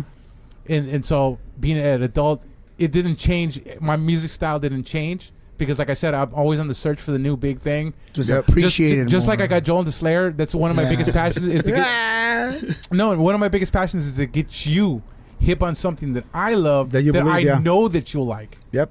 Like being a salesman for 17 years, you got to know your client. Oh, go for it. Yeah, You got to know your person. So like, if I know you're like, if there's a fucking I know he likes rockabilly just by meeting him. Yeah, from his image. I could probably get him into some fucking rockabilly, some fucking 1940 shit that he's never fucking heard. Probably, yeah. And he'll fucking love. And that's I'm a music pusher. That's a passion of yours. Yeah, but you want to share the love. You're sharing the love that like I shouldn't hold this in with myself. Yeah, it's I want other people to appreciate. Music is not a secret, and it shouldn't be coveted as that. You know what? Bogo's been too quiet too long. Yeah, I want to know what's going on in that head, Dick. You guys have matching hats. Yeah. I want to see you guys matching ideas. I thought he had a perm under there. Hey, what are you guys' favorite superhero? He strikes me as a about fucking, time. You know what? This guy don't get me strikes there, me as a bro. Cypress Hill fucking fan for some reason. Goku is my favorite I know, superhero of all time. Bago You strikes wanna me as why? a 'Cause fucking he would kick Cypress fucking Hill. Superman's ass. Big time fucking Cypress Hill fan for some reason, dude. I don't know why. Did you ever like Cypress Hill? Fuck yeah, man. What was your yeah. shit? Are you kidding me? Damn, you hit it on the fucking... Are you kidding me? Dude, Hello, my name is Dr. You're right ahead, yeah. No, I but like I knew the side you just something run, about your bro. persona, bro, that I looked at you and I go, this motherfucker, dude, for some reason, at some point in his fucking life, dude, he was passionate about Cypress Hill. Ba- I don't know. You know what? Now You know Bago is our resident hip hop expert. No, he kind of. He gives me a No. cross of like Joe Pesci. Like he's just fucking like calm, cool, but like he's like I don't shine shoes anymore, kid. No, so if I actually- fucking say the wrong, Go thing, home and get No, your you know fucking what? shit in Yeah. your box. One of my Yeah. biggest influence, because They used to I call him produce I Spit Shine produce right? hip hop Spit Shine Vago, Yeah. all right. and one of my biggest influences was DJ Muggs. No shit. No Yeah. way. Yeah, he was one of my biggest You- influence. I actually got the same sampler that he had based on him. You were that passionate. Yeah, I was seriously, and I still crazy. have a lot of their records, tapes, CDs. Yeah. I got some of their stuff signed, and I actually have a sealed. Did you get to see them? Yeah. You got to see them live. Yeah, That's yeah, tight. yeah. And I actually, Did you meet him? Yeah, I've chilled with Sendog is pretty Jacking and you know, all that. Yeah, Oh, Sick that's Jack. tight, dude. Yeah, I've been involved in with those guys for a while, and the funny thing is, it's you guys gonna probably trip, but I have the second album sealed, bought it at the warehouse, Never open. No way. never opened, and I still got the receipt. No way. Yeah, still. That's I still fucking have- awesome. It's How long like- have you held on to that for? Since '93 when they came out. That's fucking tight. How much you want for it? Hey, I don't know how to sell it. Trade it for a haircut. I'll suck your dick. I have a good. Nah, hell no, I ain't gonna do I have none a of that, but that's tight that you got it. Yeah, and I even 'Cause you have got- the third You know album. what? You can. That's about music. Like no one can ever steal that from you. No. Yeah. And No I one- still no remember one- the day I bought They it. can I waited buy for that about shit an off hour. of you, but you I have bought the it. story. I waited at the warehouse in Torrance No when shit. it came out on Tuesday. That day, I remember waiting at night. Actually, it was at night. How big was the line? It was about more than probably 100 people. Oh shit! Yeah. No shit. And when it came out, I bought it, and I never opened it, man. I was like, fuck He it. still hasn't You never. heard that album. Hey, Yeah. do you know? But that's like the curiosity of being a kid and opening up like a present. Like you never fucking put it on to like fucking hear it. No, Like, I bought another 'cause copy. I would. I bought another copy. oh, and you I bought played another. that, Yeah, but I kept yeah, that and then you one. heard that one. He Yeah. was 46 when that album dropped. He fucking looks 46 right now. What the fuck is he eating? No. I want the same. Yeah, Bago's 198 years old. I'm 43. No way. He's Yeah. Benjamin Button, bro. I'm actually 43, actually. See, I'm gonna bring up a HP question for Lopez. Oh. All right. Let me Being take a from sip of my HP, beer, we're brother. exposed to all kinds of stuff, dude. Salud. The moment of truth is here. Shout out to Huntington Park. Salud. Let's see if I Salud. Salud. Salud. go for it, bro. Throw it, man. Throw it in there. Salud. How many bootleg cassettes did you buy from Pacific? From a parking lot. From a parking lot. You know 3 for what, dude? $5. Nothing bootleg, but I know you you're and a Chris liar. and Joe will share the same knowledge. Fucking was Ritmo Latino, man. That would, you can buy all your shit. And my actual, remember that when the, what was Pantera? Oh my god! You know dude. what? Oh, I'm sorry to cut you off, but Go. Ritmo Latino should give us a fucking gift basket. No for shit, how dude. how many times we mention them on the podcast? Let me put it this way, dude. My Metallica box set, dude, I still have it at home, dude. And I remember that they ran out of CD once, so it was actually a VHS with the cassettes. Damn. And I bought that at Ritmo Latino. I thought I just fucking hit the jackpot when I got that shit, dude. He did hit the I jackpot. still have it at home, dude. I It's have the still worth Metallica money. box set, cassette, and VHS, dude. That's I still fucking fucking dope. have it at home, dude. Wow. But as far as Do you ever watch it? Do you watch no, it? not really. I got a boombox. I can play the cassette. Do you but not watch the it though? VHS. No, you don't watch. Oh, no, Oh, but you don't have a VHS believe it or not, the anymore? reason. Hold on. Was that the live shit, Binge and Purge? Yes. So no. The actual Metallica box set was actually a live show in Mexico City. Okay. So that's how fucking incredible the fucking Mexico City show was. So this is how powerful fucking metal was back in those days. I mean, And they were singing nothing but English. oh yeah, nothing but English. and still They'll go to yeah. South America and Mexico, but ¿Qué dicen? the Metallica box set, believe it or not, Sabe dude, chingón. I thought you knew about this. That the actual live show in the Metallica box set was a concert in Mexico City, and it was so fucking powerful that they actually make the box set based on that. So, Really? That's so, so so they taped it It was. live. It and is. then made It's it a like live special show in Mexico edition? City. The whole concert with the VHS or whatever. There was no DVDs back in the days, you know. Okay. But is that like the But special it was based edition? on that. Now, as far as bootleg, you know what? I think when we were at that age, dude, there was really not that many bootleg shit going around, dude. No, I know it you might wasn't. think there was, but there really wasn't, dude. No, I just remember there the is, people, there is. they'll put the blanket Yeah, down I on the know. sidewalk. Yeah, and yeah, I like, with know. all the tapes. No, I all know. the tapes. you had the like Yeah. Gemelo looking out, dude. Like, what No. the fuck? Where the It's not even. It's not even Vicente Fernandez on the cover, but it looks like him. Let me It's ask you. It's the Tapatio guy. It's the Tapatio guy. It's not fucking him. Go So let me ask you a question. ahead. What got you into the metal scene? I mean, okay, what got you? What got you hooked on music? What got you? What was the like the first? Was there an artist, or was there a band or a video? I think it was a lure of wearing leather pants. No way. Fuck you. No way. long man. hair. No, With you the know long what? hair. It was actually man. I mean, fuck, dude, man. I can stretch it out. I'm gonna do the short version of it. But coming from Mexico as an immigrant, dude, I was highly influenced by the Western culture. So growing up in Mexico, being like 13, 12 years old, my first fucking concert was actually Bon Jovi going to Guadalajara. And so when these bands would do these tours throughout South America and Mexico, Bon Jovi played the first fucking concert at Estadio. I remember what's And this is in Guadalajara, right? yeah. You're And in so Guadalajara. it was the New Jersey album. And that was my first fucking concert. So being about 12 years old, my brother actually took me with them, my older brother, to go see Bon Jovi. And then my second concert was, I'm going to tell you straight up. So it was actually Rod Stewart at Estadio Jalisco. And then my third concert was fucking Iron Maiden. This is before Bruce Dickinson was leaving Iron Maiden. So he was going to make a gap and he was going to go on his own solo. And so it was These are all prior to Fear you of the coming Dark. to America, It was right? actually Fear of the Dark, Iron Maiden playing actually Estadio de los Charros, which it was the baseball team from Jalisco. And just going from fucking like Bon Jovi to fucking Rod Stewart, getting the Western influence of music, then I get to see fucking Iron Maiden, dude, fucking Fear of the Dark, fucking 1992 probably. And I was about 13 years old, dude. And for me to experience that, being in Mexico, you know what I mean? And seeing Iron Maiden, fucking Eddie, the fucking, the big fucking robot, the big comes on stage stage, act, dude. yeah. And just for me to be on this fucking crowded stadium, which is fucking thousands of fucking Latinos, fucking charros or whatever, and just to see Iron Maiden, Fear the Dark, Bruce Dickinson last fucking tour with Iron Maiden before he tried to make a solo career and then he went back.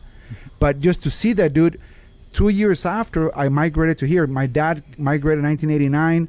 So 1993, I make my way here. My dad bought me a ticket on my birthday to come see him. And it was to go to fucking Disneyland, dude. And then after that, I decided to stay. I guess it was my dad's decision. It wasn't really mine, but I was 15 years old. And then within maybe 2 or 3 months, he fucking signed me up into fucking HB High School. So I remember that just going around the fucking, lunch break, and the first people that I saw you, Daniel Suma, fucking... I saw Joe, Jerry, Peruvian Jerry, Rodriguez, Tony Guzman, fucking Steve. And then it was about trying to fit in.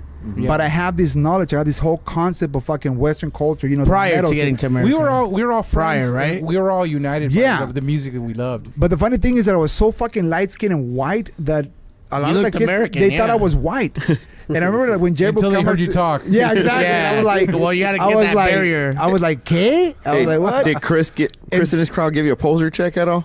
Cool.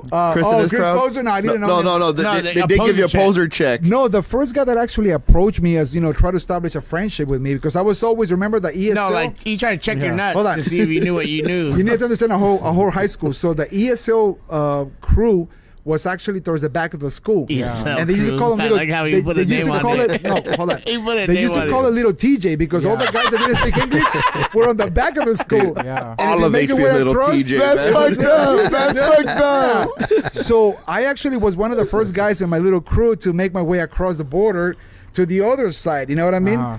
And then I started hanging out with Steve, Rick Pupusas, dude, fucking Tony Guzman, That's your fucking Jerry. Rick And remember they had the band called Havoc. You're Yeah. a foreigner. Remember they had Havoc. Yep. So my first concert in the United States coming here in 1993 was at the Dominguez Hills fucking forum on the side on the fucking dirt road. And it was Metallica, it was Candlebox, Suicidal Tendencies, and the lead singer from Fight. What was his name? Robert Redford. What was the lead singer from Fight? He had the band called Fight.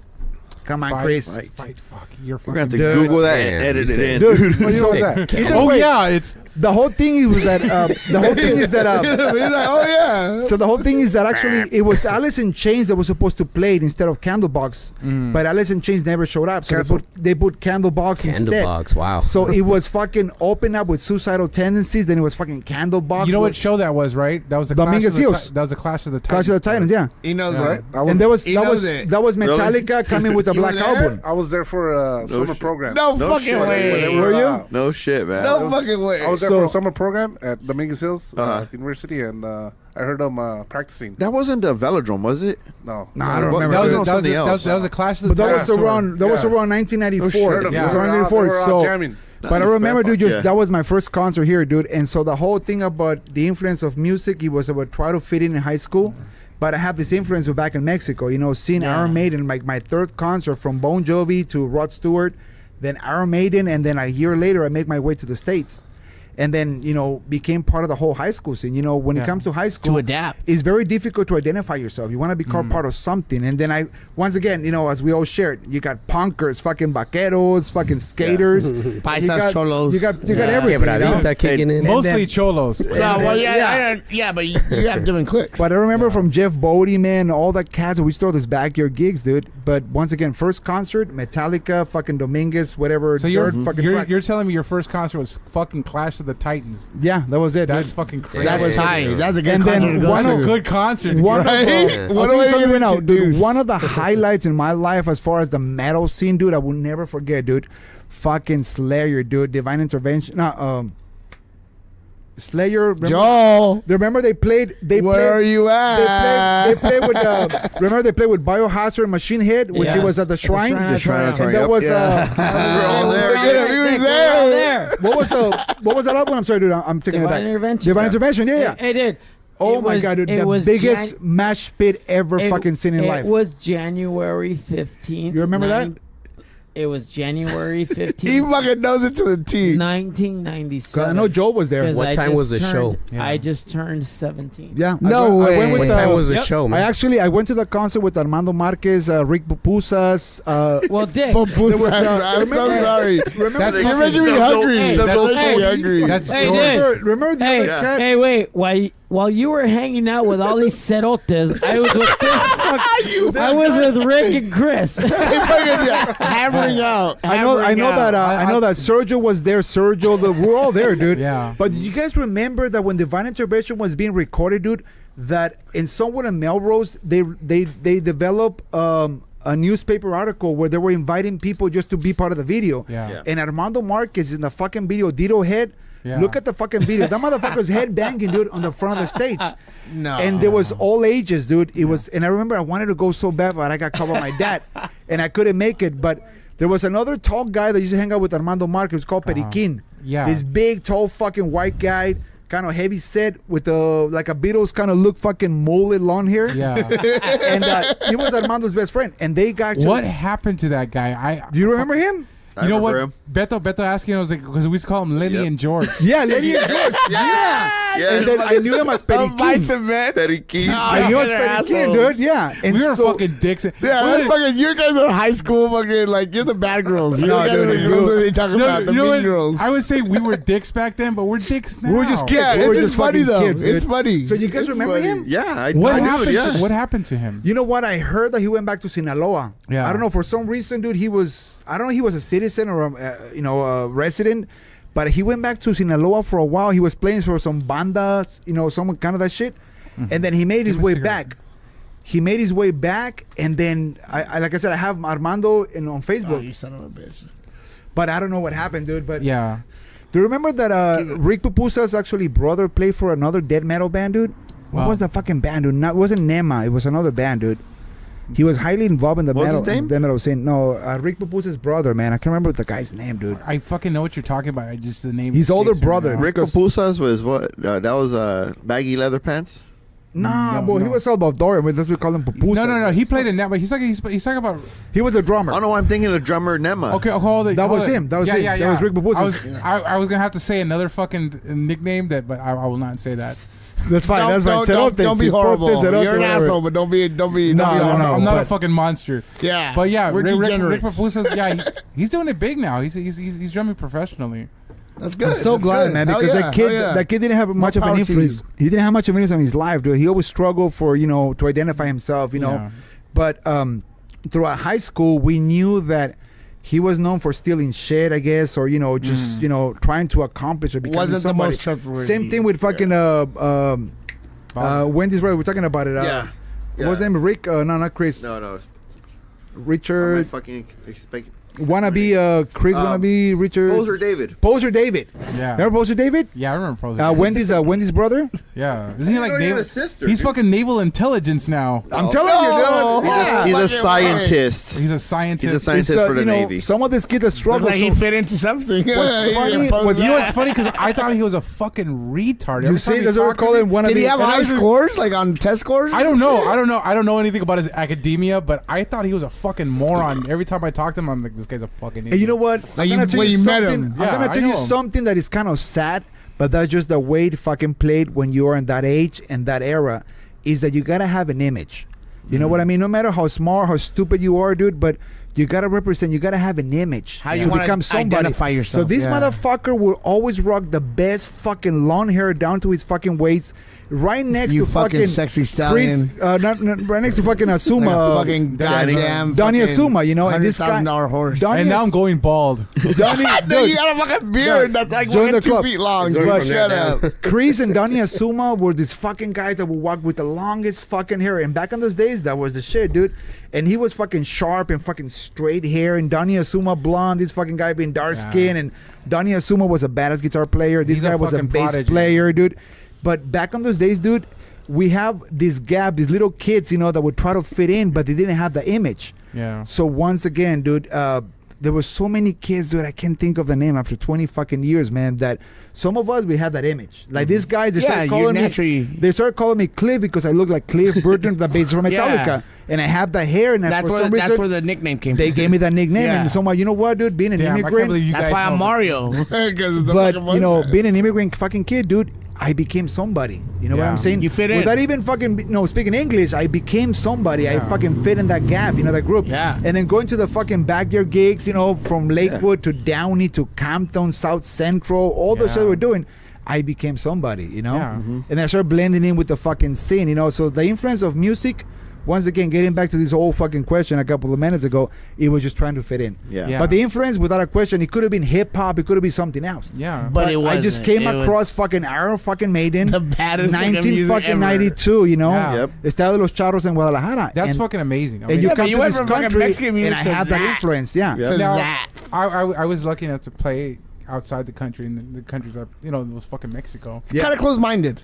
It's kind of closed-minded on some aspects, but the older generation, not the younger generation. Let me tell you something. Let me tell you something. That I played in TJ and I played in DF in my fucking. Right. I was in an industrial grindcore band, and I'm not gonna fucking name the name. Well, no, you don't have to, but Yes, but we played Mexico City, and we played TJ, Uh-huh. and those were the scariest 4 days of my life. I bet. why? Because they didn't like the music. No, because all that shit that was going on in Chiapas. And shit, Oh, okay, at Yeah. the time, yeah. Yeah, and then fucking everybody was very rough. But I'll tell you one thing, man. Those fucking crowds, they treated us like we were fucking Metallica.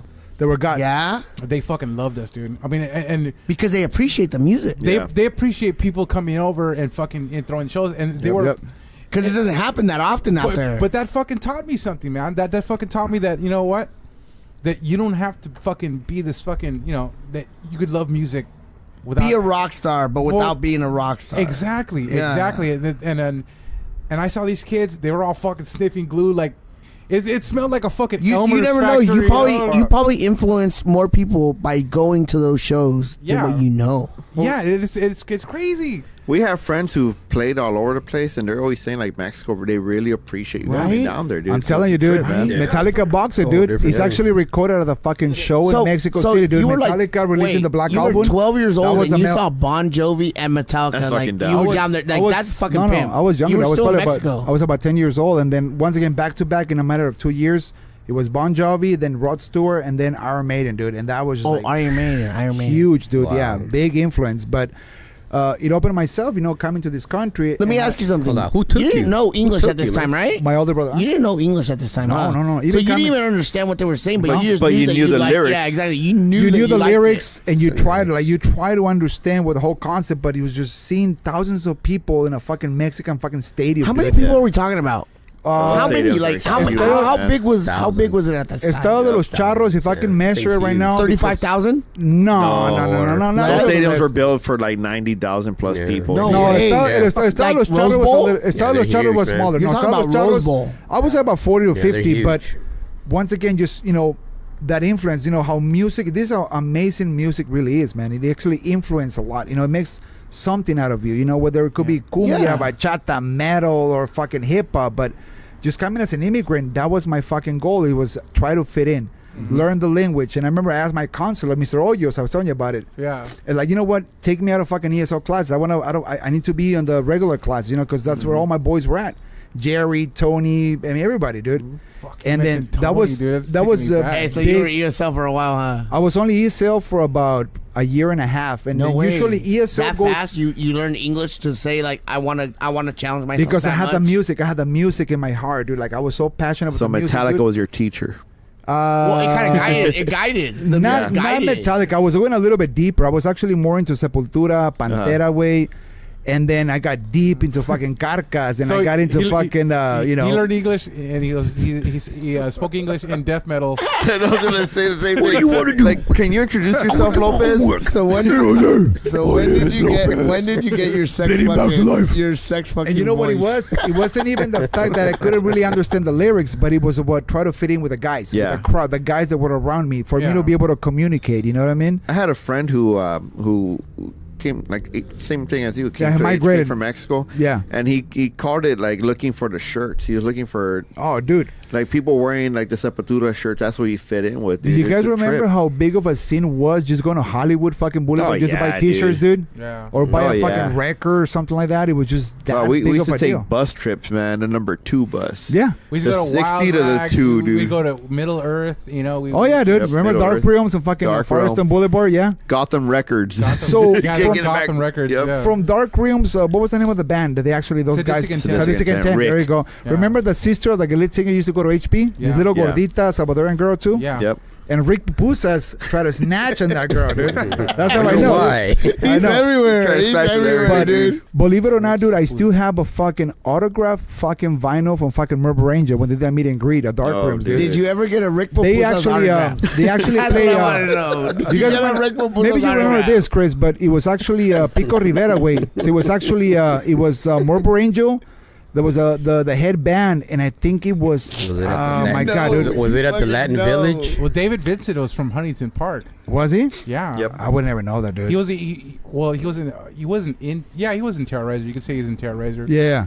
With Oscar Garcia and fucking just right here in the I just remember. So it was At the Gates. There was a band. It's called At the Gates. Yeah. They were opening for Murder Angel, dude. Yeah. And it was at the Pico Rivera fucking, Charreada, whatever the fuck that is, the venue. But that is The cockfighting. I don't know, dude, like but that it was place. I've it been was, to it was at the Gates quiet, Joe. opening for Murder Angel, and I actually got to meet him at the fucking Dark Rooms, dude. So I got the autograph. Oh, I had shit, the whole dude. fucking Fishing? vinyl, dude. The Pico Rivera Sports Arena. Yeah, that shit, dude. I went to a hip Who else hop. came out from Huntington Park? Joel, Let me say tell it. you. Joe. Hey, let me tell you. Joe did. Hey, wait.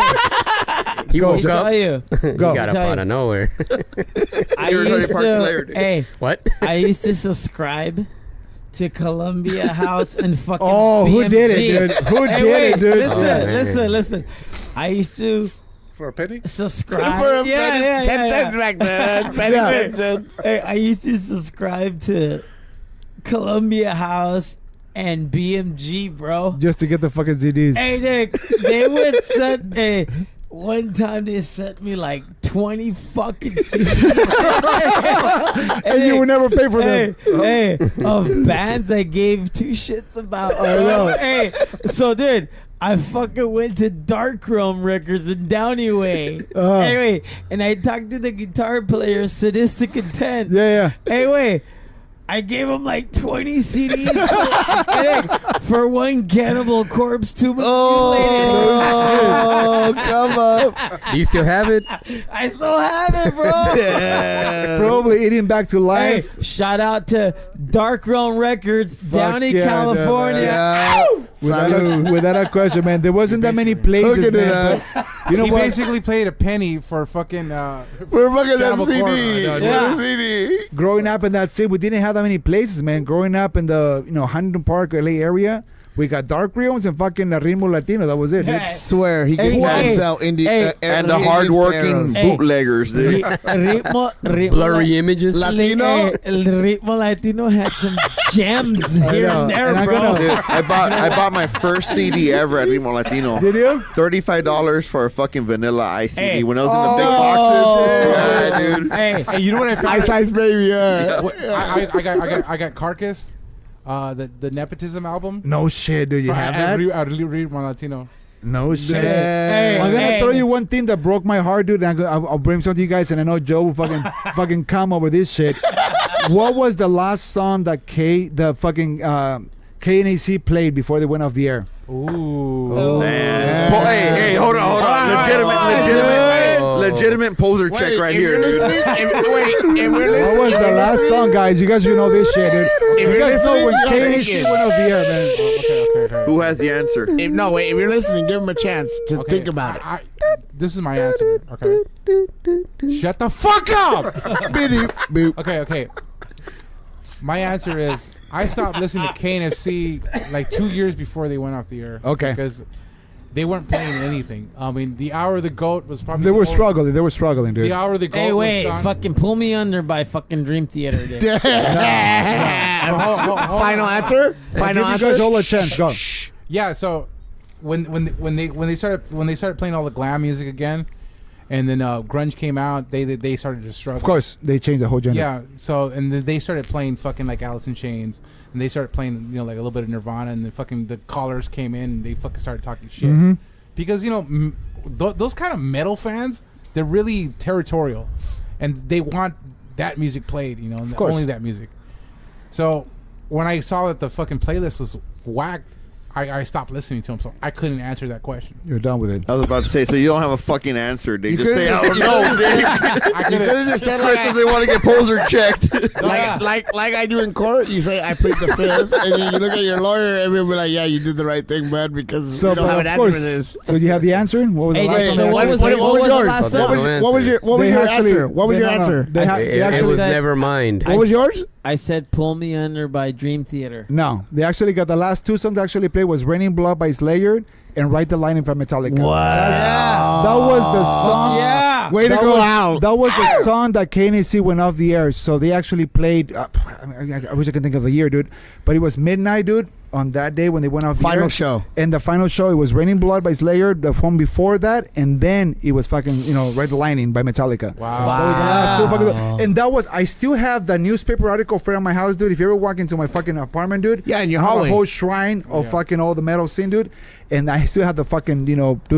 Dude, he's A like, That was a lot. that was a dude. fucking, because remember, guys, back in You the days, should have dude. recorded He that. framed how- everything. how did we he's know- like Martha Stewart. He framed No matter- everything. hey, no Chris, matter- does no it matter- remind you of me? Newspaper articles and everything are framed. No matter how much the gender changed, throughout those, early 90s. Yeah, with but that was KNAC. good music. But that was the only way you can actually get informed about concerts. Yeah. Yeah. You know that. We That's all know very that. true, You dude. got to listen to KNAC, where Pantera, Metallica, Anthrax, That was- Megadeth was playing. It you came would out hear on to the KNAC. radio. Yeah, That was cool when they that's how you knew how to buy tickets. when they had the death metal show. Oh, yeah. And then they had they told you where Lepra was playing, and they told you Dude. where all those. I mean the fucking Yeah, hell yeah. Yep. They had fucking like just gave you shout outs to all these bands. Ricky Ragman, remember Ricky Ragman? Yeah. That was That our, motherfucker was a truthful fucking motherfucker, dude. that was but, our social media back then. but I know, that's that's something true, for you though. guys to remember, man. Write the line in and believe it or not, dude. You know, Raining Blood, dude. And you have it here on the podcast.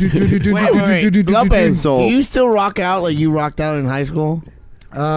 No, Do you, not as every much, once in a man. while, no, I'm saying like sometimes like you're cleaning your house or whatever. Do you put this shit on? No, and, like, I still, dude. I like, still have my and do albums, your own dude. thing, like how you would kind of do, like you kind of mosh in your house a little bit. You get Nah, down. I don't mosh, man. Pit.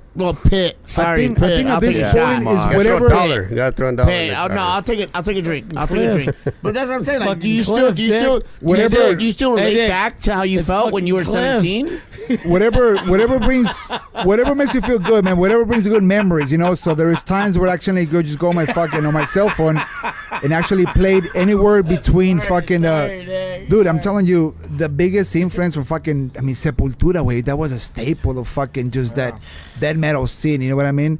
From Arise, you know, from Chaos ID. They created something that people don't understand. That was a political statement, dude. Yeah, and- Listen to Chaos ID. Yeah. Chaos ID was based on the struggles in the Middle East. Yeah. And Sepultura came from Brazil.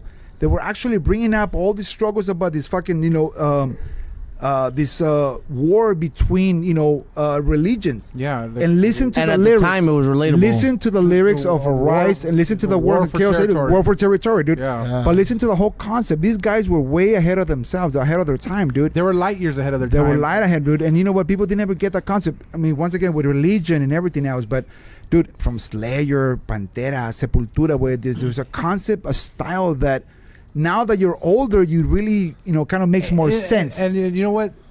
They educated a lot of kids Oh, yeah, on dude. current events Yep. and Yeah. being political. You know, same that when with punk rock Opening did. up your ears. Yeah, Yeah. they weren't just talking about like Satan or anything like that. No, not at all. They were talking about the struggles of their own land because that's what they knew. Oh, yeah. That's where Shit that came they were from. going Without a through. question, yeah. Yeah, but what Sepultura brought to the table in the death metal scene was the Latin rhythms, Oh, yeah. the The drum The thing flavor, was a the big deal. style. the heavy percussions, Yeah, yeah. Yeah. the scales Mm-hmm. and the chord progressions that they used on their albums. It was more than just fucking like death metal riffs. It was like they were infusing their culture, their style Yeah. in the. But there in was the a music. political scene, you know, Yeah. being part of it. Oh, come on, Yeah. guys, remember, you know, from Fear Factory, who Yeah. came out of Fear fucking Factory? Fucking Brujeria. Yeah, We all know that the fucking bassist Dino from fucking from Fear Factory was a bassist from Brujeria. yeah. So, Joe, I see you Uh-oh. shaking Let your me tell you fucking head. something. Hold on, hold Look on, at hold Joe on. has to say All right. something. Joe has to say something. The gloves He are needs to coming know. out. Yeah, he needs Bring to it know. in, brother. Hold on. I got my first record from Columbia House. That was Slayer. I got Mariah Carey first album. Hey, dude. Let me just put all of this Sepultura talk to rest right now, bro. All right. Oh, Hey, dude. man. I don't Hey. give two shit. Hey, I'll put it to rest right now. Sepultura sucks. Whoa. there we Whoa, go. those are harsh Let me words. tell you That's that- very that- harsh. Negativity. There goes Yeah, our first that's harsh. edit. That's harsh. Hey, Sepultura sucks.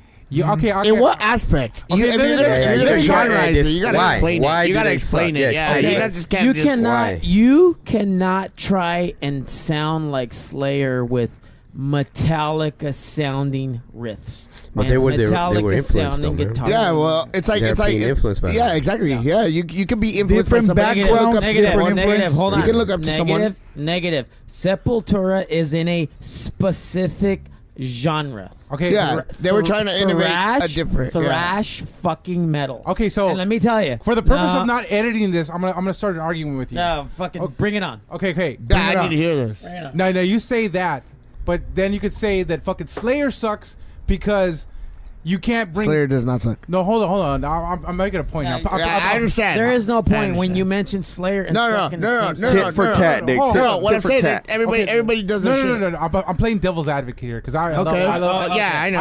I love. You Slayer. got him into it. Yeah. I love fucking Slayer. Slayer's like my shit. But saying Sepultura sucks is like saying Slayer sucks because their riffs are fucking copied from the Bad Brains. Yeah. You know?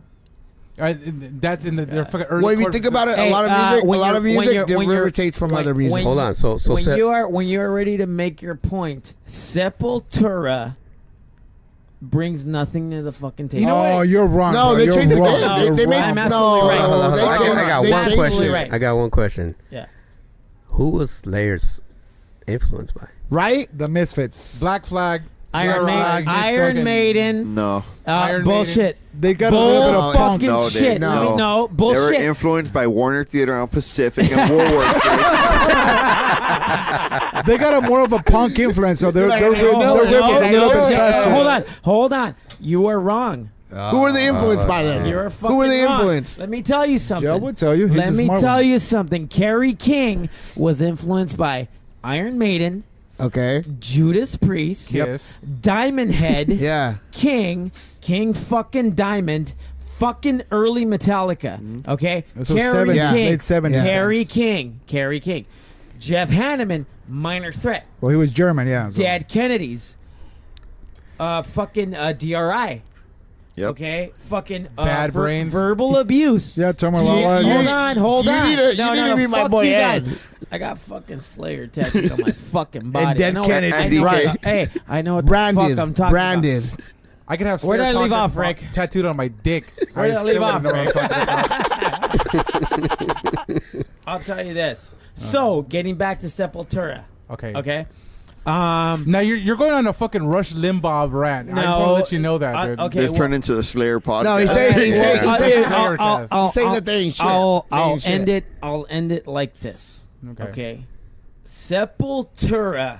People, you can't see me, but I'm like fucking moving my hand like I'm Jerking. It's a jerking motion. It's like I'm a moving my master hand like- debater. You don't have Through much and of through. an, you don't have much of Through an and through. argument. dude. He's You saying gotta that have as stronger hey, points. They have influence. They have influence I on end music. I end this with Joe saying as a true Slayer fan.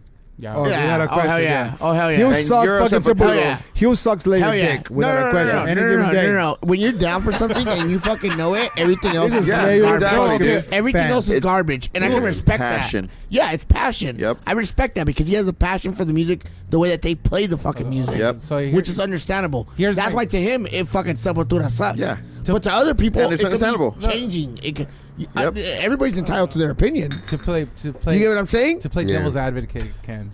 Oh God. Here we go. Fuck. We gotta do a fucking second podcast No. on this shit, dude. I know. A lot of editing. This shit can go for hours. Sepultura was one of those bands that was original Yeah. to the point. Without a question. Right. Now there's you could argue with me that Sepultura sucks because you don't like them. Just because you don't like them doesn't mean they suck. That's true. Very true. Okay. Yeah. Uh-huh. Could- Okay. Uh-huh. Uh-huh. Yeah. That's Hey, where what, he's hey, skating. did they have a good barber? Right? Did they have a good barber, man? Like who used to cut their hair? Like, Yeah. who cut Slayer's hair? Yeah. Who used to cut Make your Slayer's point, hair, man? Rick. Like My Make point- your my- fucking my- point, my barber- Rick. Barbers on college. yeah. On Pacific. Hey, Barber College. Hey, Rick.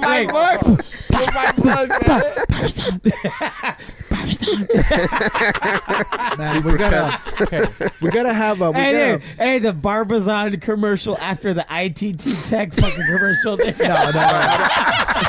All right, dude. How about we start winding it down? There we go. Let's go. What's your favorite Spanish show on TV? Right now? At all time. Spanish show all time, dude. El bla At all blazo, el time. bla blazo, bro. This is it goes kind of way back, but it was Porcel and his gatitas. Oh, I knew they were saying that. Porcel will show A la the cama. baddest bitches, dude. Fuck yeah, Fucking dude. Cuban, motherfucker, Puerto Rico, whatever you want to call Yep. it. But Porcel, back, if you have no porn back on this when you were young, dude, you watch That was Porcel late at night, dude. Hell yeah. Dude, remember, he's in Carlito's Way. Hell yeah. He's the owner of the club, whatever. Is he? But, Yeah. in the movie, Where the I fuck? did not know that, Yeah, he dude. goes, where the Carlito's fuck is Way. my money? Yeah, no what, Go are to, you, what are you talking about, Carlito? Where the fuck is my money? So And go he goes, back, okay, watch it's in the Porcel. box under the bar. Porcel he's a club owner or something, like No a club shit, manager. dude. So, yeah, it's, once again, dude, Carlito's Way, dude. No shit. Porcel That and his is funny. gatitas, I mean, old true fucking, Cuban, fucking Puerto Rican. But man, that show when you have no porn and you were a young kid, and you watch the show late at night, dude. You watched it. Oh my Hell god. yeah. Was it? It was okay. Porto Big. Nah, you're with your family. You can't be doing that. The girls in the You were fucking sitting sounds, with your dude. family. Start, Nick. Just rubbing Yeah, it was a half I chode. know. But am I the only one or what? Was No, that- that was my No, favorite he show. mentions dude. it. Okay, He okay. mentions Not it me. all the Not time, me. man. Let me ask you a question. Was it like a Benny Hill show or? Yeah. was it like- Yeah. Pretty much, yeah. And Yeah. his version No, no, of no. It was Benny Hill. very dumb sketch shows, Yeah. early 90s, but he was Porto Big as fucking fat guy. But all the females were like Cuban and Hot. Puerto Ricans Yeah. with In a thong, bikinis. with a thong and Yeah. bikinis. Yeah, and you dude. can beat off to YouTube that shit. that No, I'm shit. talking Those about like, girls will still they be made, hot now. They made Yeah. episodes and episodes. Like I'm fucking a different generation from him, and trust me, I watched the same goddamn thing with my uncle, and it was kind of like fucking awkward because my uncle like he had one day off. He was like, "Oh, I just want to watch my show." That's his show, and so I didn't have a choice. Like I'm young. What about you guys? I have to Anybody? watch it. No, I Anybody want to else? hear from Vince now. In Spanish? In Spanish. That's a good question. Did I Sábado You probably don't watch a lot of Sábado Sábado Gigante? Gigante, Hell dude. yeah. Fuck yeah. You wanted to win Hell some yeah. shit. I always, every time I watch that show, I want to order a pizza loca, dude. No, I thought I could win something there. I Joe, really thought it was yo, like shit the up. price Fuck, of I right don't for watch my Spanish kids. TV. My favorite fucking show, Dick, is Dos Mujeres Un Camino. Ah, El enamorado.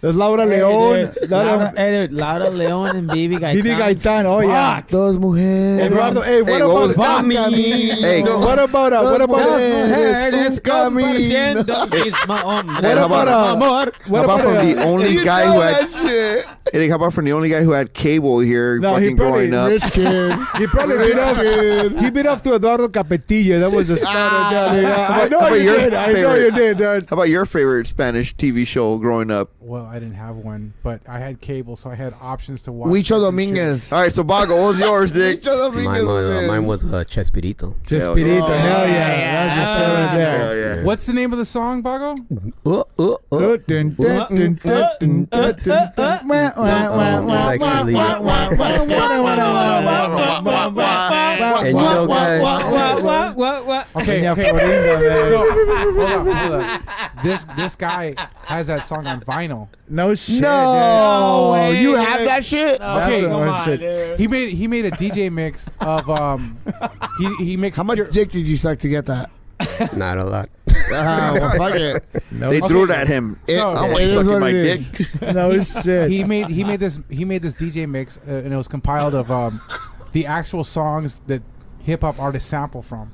Yeah. It was called Drummin'. You could find it on his SoundCloud page. It's fucking amazing. I gotta hear that shit, man. Yeah, me too. And this guy, That's just funny. the last fucking song this guy played was that Chespirito song. And what's the name of that song? The elephant never forgets. The elephant never forgets. Who Someone never- does that song?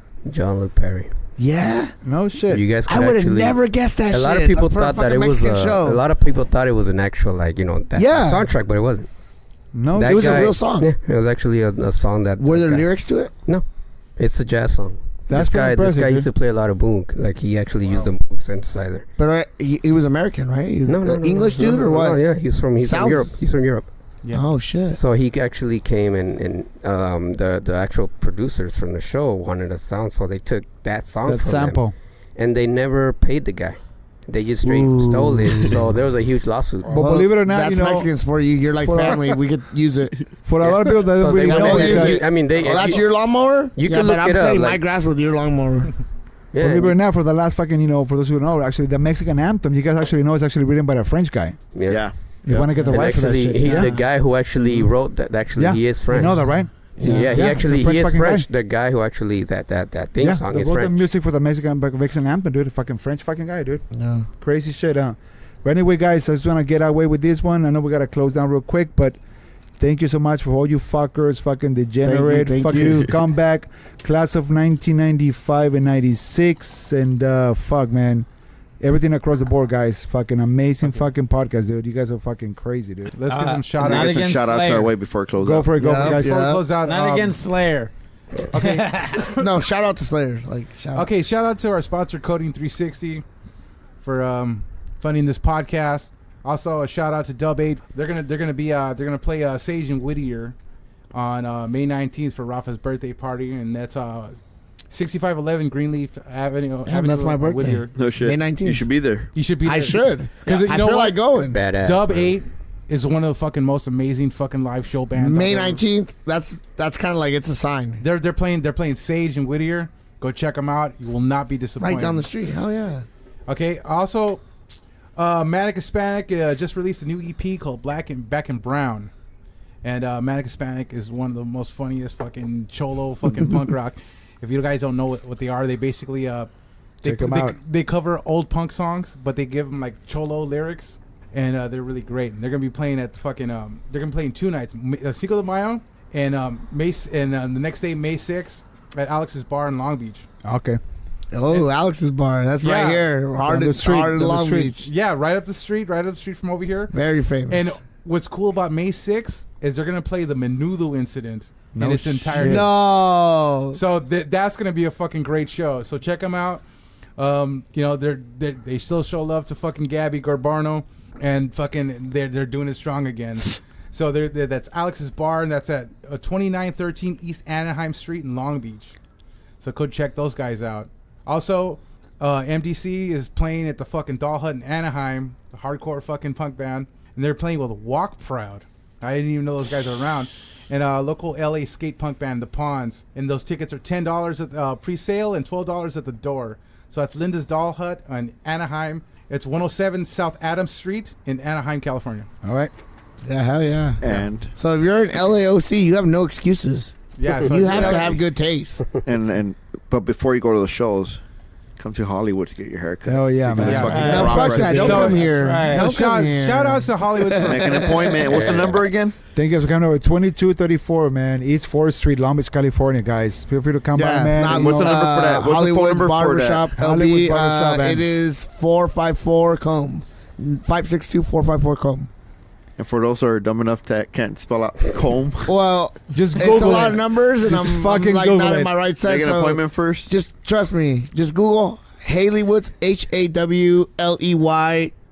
HAWLEYWOODS Hollywoods. We're in Long Beach. Google it. We pop up. You're gonna see some good reviews. You're gonna see some bad reviews. But just come check us out. Fuck it. And Yep. you Be decide. Be You the judge. Be the you judge. be the Hell yeah. judge, and you let it know. Oscar is my barber, and I'll tell you right now. I don't even know this guy. Fucking. I fucking love him. I don't know this I'll guy tell ya. anymore. I'll tell you, Hollywood is bar none the most exquisite, most professional, most Thank you, buddy. talented group I've ever fucking had the pleasure to have cut my hair. And their Sepultura Thank fans. you. Thank you. Yeah, and if you guys ever need new tires, go Santa Ana Tires on Ana Alameda. Tires. Shout out to I Marcelo need some from llantas, Lepra. bro. And Yeah, thank you, shout out to man. Marcelo from Lepra. Shout out to Santa Ana Tires. Oh, yeah. Also, shout out to SoCal Doors and DJ Hydro. That's DJ Hydro's business. If you ever need any doors, commercial and residential, Hell yeah. give them a caller. Shout out to Slayer. Shout out to on-site All right. bartenders.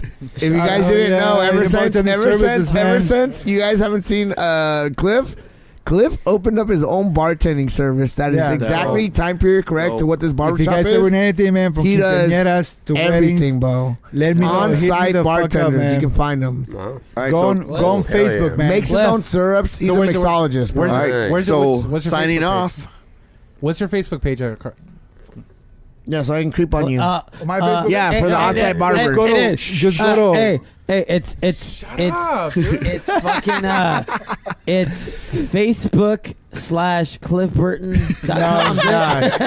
This motherfucker, man. Is What's the on-site bartenders? Just go to Facebook, onsitebartenders.com, or reach me out at 562-760-6693, man. Guillermo Lopez at your services, guys. If you guys need anything, man, from a quinceañeras, wedding, private events, I'm your guy, man. Baptism, Fuck birthday Let me parties, know, guys, all right? Nice. I'll be at your Divorces and service, all, man. Parole hearing. Best bartender I've ever had. I swear to Divorce God, he fucking really makes a divorce good parties or old-fashioned. whatever you're gonna do, let me know, man. But thank you guys for He coming over, might, man. he might jizz in it, but So thank you for that's Hollywood. why it tastes good. Yeah, thank you for having us, guys. Thank you for Fucking Hollywood Barbers badass. having Love us. this spot, man. When signing off, I'm Photosaurus Rick. Bago. I'm Chris. On site. The kid. Vince. Oscar. On-site bartenders, man. Guillermo Lopez. Hit me up. And we are La Clika. Salud. Ciao. Signing. Ciao! Vamos, Clika.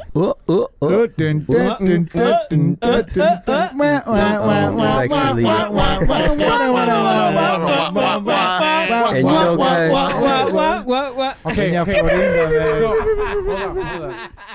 This guy has that.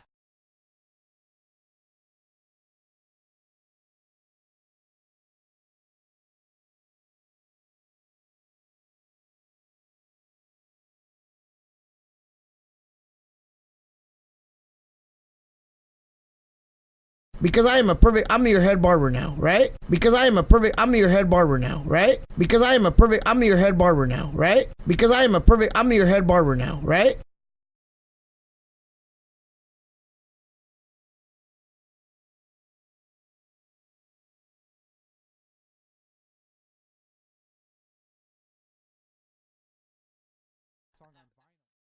Okay, so what happened was the punk scene was really big in the early '90s, Yes, it was. and it was all in Watts, South Central, East LA.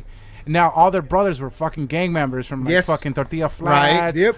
you know, Hazard and 18th Soto, Street. Yeah, 18th Street, Street, yeah. Grape Street, all those gangs, Florence. Damn.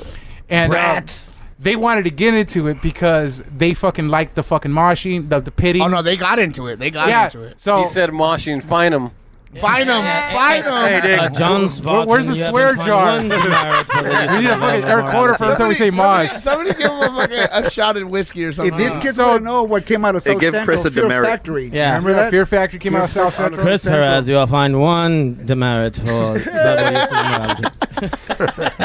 Anyways, Jimmy just joined us right now. Yeah, Oh, Jimmy the Jew. Right. Jimmy the Jimmy Jew. the fucking Jew, man. Jimmy the Jew. Don't drop a coin right now because he'll pick it up. Shout out to Drop Dead Beats. That's his band. Yeah. Big old titties is Big the old biggest hit. titties. Yeah. He's a quarter drop Colombian and 3/4 Jew. Yeah. I don't know where the fucking Jew comes from, but he's. I don't know. Well, I don't know. He's never bought Jimmy, me were lunch. you ever? So I think that's where it Was comes your from. I bought him religion lunch. Catholic at all? My parents, they were raised up Catholic, and based on their experience in Catholicism, decided to say fuck it. Fuck it. He's a saint. Good to go. I'm a Satanist, but He's a Satanist. Jimmy, how long have you been on the punk scene? fuck.